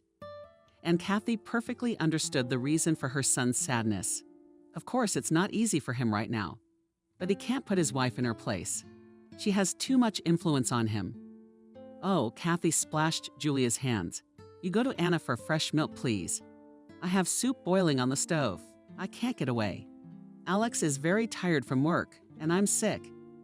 If you were not very tired, then of course, nodded Kathy, and left the house, already knowing what awaited her on her return. It was a good thing she had overheard the conversation. She would at least have time to prepare for a serious conversation with her son and his wife. Her suitcases. Kathy spotted the porch from afar. They stood orphaned, leaning against the wall, waiting for their hostess. The hope that Alex would stop his wife's insolent behavior melted like smoke. The woman went up on the porch, knocked on the door. There was a note from inside. Julia's voice sounded. "Read it, and you'll understand everything." "Goodbye. I don't need it." "I need your note," Kathy said. "I want to talk to you. I want to look you in the eye." The door swung open with a bang. Julia stood on the threshold. She looked haughtily at Kathy. "Well, look, if that's what you want." "Julia, why are you doing this to me?" "I've tried to be your friend." "Haven't I? You piss me off. A young woman has split. You're judgmental. Everything's wrong. Everything's wrong. You make your own rules. I don't feel like I own the place. And Alex is fawning over you." "Well, this is my home," gently reminded Kathy. "That's why it's natural for me to make my own rules." Julia exclaimed again. "Again you insinuate that we live in your house." "It's not your house, by the way. It's not yours, it's your son's. So you're the one living here. Then get out of here. You have a good pension, enough to rent." "Thank you." "You even packed my things," Kathy said calmly. And it took a lot of effort to stay calm. Crying. She will when she gets to Christina. Of course, she'll go to her sister's. Who else? Only there aren't many of them here. My stuff is just clothes. What about photo albums? Old books, letters? And this junk is heavy, sighed Christina. "We threw it out." Kathy gasped. It was as if she'd been punched in the solar plexus. It was her family's history, old photographs, letters from Andrew and her parents, postcards, diaries Christina and Kathy had kept when they were young. The first drawings by Helen and Alex. All of it carefully stored in boxes and folders, neatly arranged on shelves on a rack and in the bedroom. Really? Was there nothing left? Julia looked at her mother-in-law with defiance. What is this habit of clinging to junk? The insolent girl grinned. What good are these dusty papers? It's even easier to breathe without them. Kathy, despite her condition, suddenly had a great idea. She even had to suppress a smile so as not to accidentally give herself away to Julia. Soon she would no longer feel like the mistress of the situation. In a couple of minutes, the expression of smugness would evaporate from her pretty face. "So you all threw everything out of my room." "Totally. It's gonna be our closet now. All the boxes, every single one of them." "Did you even look inside?" "Some of it was looked at, some of it was just thrown away." Why is Julia suddenly tense? Were there documents or what? The documents can be recovered in case of emergency. Kathy sank down tiredly on the porch steps. The blue shoebox was thrown away too. "Yeah, probably, but what's the big deal?" Kathy looked up at Julia. "The blue box was my savings for the apartment I was going to give Alex." The words had an incredible effect. Julia stunned pale. She opened and closed her mouth a couple times to say something, then powerlessly sank down on the steps next to Kathy. "Why didn't you warn me?" she almost whispered. Kathy was pleased with the effect of the phrase. She didn't keep the money in any blue shoebox. It was lying quietly in her account. But Julia had to teach her a lesson for all those naughty things, which she did to both her and Alex. "How did I know you'd decide to throw my stuff out of the house?" "I had no idea." The older woman stubbornly played the role of a confused and bewildered old lady. Julia shook her head as if she had woken up from a dream. Her eyes lit up with eagerness for action. "You will tell me everything in detail now. What the box looked like. What shade of blue, was it big or small?" Questions poured out of her sister-in-law like a cornucopia of questions. Kathy answered, trying not to get confused in her statement. The situation was beginning to get her down. Alex had stayed home all this time, never even poked his nose out on the porch. Probably he was ashamed of the fact that he had gone along with his wife and kicked his mother out of the house. But he couldn't go against his wife either. He loved her too much, which Julia took advantage of. After answering all Julia's questions, Kathy walked to the bus stop. "Come on, stay," he mumbled to his sister-in-law. She now needed her mother-in-law to help her in her search. The young woman was determined to find the box, even in a landfill, even at the end of the world. And Kathy could help her find it. She knew what a huge amount of money looked like. Why would she? Kathy was a little surprised. "What do you mean? Why should we?" Now we have to look for the box of money together. You do care about your savings. Is that what it is? Kathy smiled. That's where you're wrong. I don't care what happens to that money. I was going to give it to you anyway. If you find it, take it. Kathy walked down the street and felt Julia's eyes on her. Her sister-in-law was shocked that she had thrown away so much money with her own hands. Yes, but now she'll be digging her nose into the ground just to bring that wealth home. Greedy Julia doesn't realize that Kathy's money is in a bank account. Her mother-in-law is not so dumb as to keep such funds in a box. Before heading to the bus stop, Kathy stopped by Jenna's neighbor's house. She'd been friends with her mother once, good friends, but now she was gone, unfortunately. Kathy still had a good relationship with Jenna. She needed someone in the village, someone who would tell her what was going on, keep an eye on Julia, and Jenna was the perfect informant. The woman had been outraged at first, listening to Kathy's story. She couldn't get her head around it. How could she do such a thing to a man who had let his daughter-in-law and son into the house when they were in a difficult situation? And then, recognizing it all the way through, Jenna laughed loudly and merrily. But Tamar, you guys, you've got to rub her nose in it like that. You figured it out. I'd like to know how they're doing. Kathy smiled. How are they living? How's the search going? Something tells me this story will open Alex's eyes to his wife. Oh, Alex shook her head, Jenna. I didn't think he'd be so weak-willed. Love is evil, Kathy sighed. Jenna had hit a sore spot in her heart. Of course I'll keep an eye on them. I'll get my Petya on board too. You know how quick he is? Peter. Jenna's son just turned 14. The kid's been using his phone to shoot content for his channel. And Peter seemed to be getting good at it. When Kathy was done with her chores, she went to her sisters. Christina would not leave her, would listen to her, support her, pity her. It was good to have such a person. Since the evening of Kathy's return from the resort, it's been 2 weeks. It's not a long time, really. But in that time, a lot had happened. First of all, Kathy's plan had worked. Julia was hooked. She found out where they take the garbage from their village. She found the dump, and now she went there every day as if to work. The girl was not employed anywhere and had plenty of free time, and Julia's trips to the dump were regularly reported to Kathy by phone by Jenna. She proved to be an excellent contact. Oh, Aunt Kathy. What a circus. She goes to the bus stop first thing in the morning. She's like a tourist. She's got a huge rucksack on her shoulders, overalls, gloves, bags. Everything is serious. And in the evening, she comes back tired, shot, angry. She smells like a motherfucker. Animals scatter. People cringe. It's like a circus. Tales of Julia's adventures don't stop there. Peter, Jenna's son, sometimes followed Julia, rode with the boys on bikes to the dump, and filmed videos of the young woman stubbornly digging through mountains of garbage. Kathy watched these videos on Channel 5M. Julia scrupulously combed through the dump day after day without missing a square meter. It looked comical, of course. But Kathy was already feeling a little sorry for her almost ex-sister-in-law. Alex had filed for divorce. First, Kathy learned from the neighbors that Alex had left home. Then the son called his mother, apologized himself, repented, and at the same time informed her that he was divorcing Julia. She had turned her back after all, and him away with her obsession, money, boorishness, greed. We're getting a divorce, Mom. I can't stand her anymore. She must be crazy. Julia, let her stay at our house for a while. I gave her a week because she has nowhere to go. Julia keeps hoping to find money. It's become an obsession for her. She blames herself for not looking in the boxes I threw out. Eating on her own. She blames me too. It's unbearable.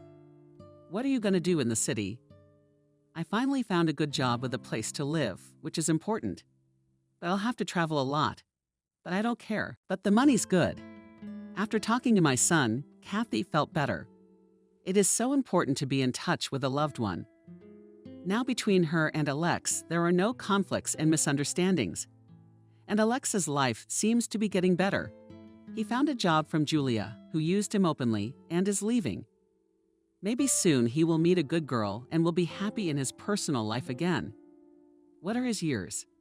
Relationship with Julia will obviously be a good lesson for Alex. He won't fall into such a net again. At least Kathy really hoped so. The nicest thing happened in Kathy's life the day after she arrived at her sister's house. Christina, of course, had taken her in. They had a spare room in their apartment. "Live as long as you like," Sis hugged Kathy. "I'd be happy to move in forever." Kathy went to bed all upset. She still had no idea how she was going to live her life. In the morning, she got a call from William. The same casual acquaintance, so enchanted that the woman at the resort. He said that he couldn't forget their meeting, that he thought of Kathy all the time. Dreams of seeing her again. It was incredible. William. Kathy had never imagined that such a man would actually fall in love with her. But it seems that he did. William called and wrote often. They talked a lot, and gradually they became close, like relatives. Distant, yes. But still Kathy felt that this communication was necessary for both of them. William expressed a desire to come to Kathy, but she suggested another option more pleasant. Kathy would fly to him herself, because the atmosphere of a resort and a lush old country town are, as they say, two big differences. Kathy had the money for the trip that she had saved for her son's apartment. Alex, he earns his own money. Kathy has only one life, and one should enjoy every moment of it. The woman realized this when she retired, but better late than never. In general, Kathy was going on a long journey, went shopping with anyone, bought beautiful things, and felt really happy. True, she had one more thing to do before she left, not very pleasant, but urgent. A conversation with Julia. She'd had enough of being queen of the dump. Let her start a new life too,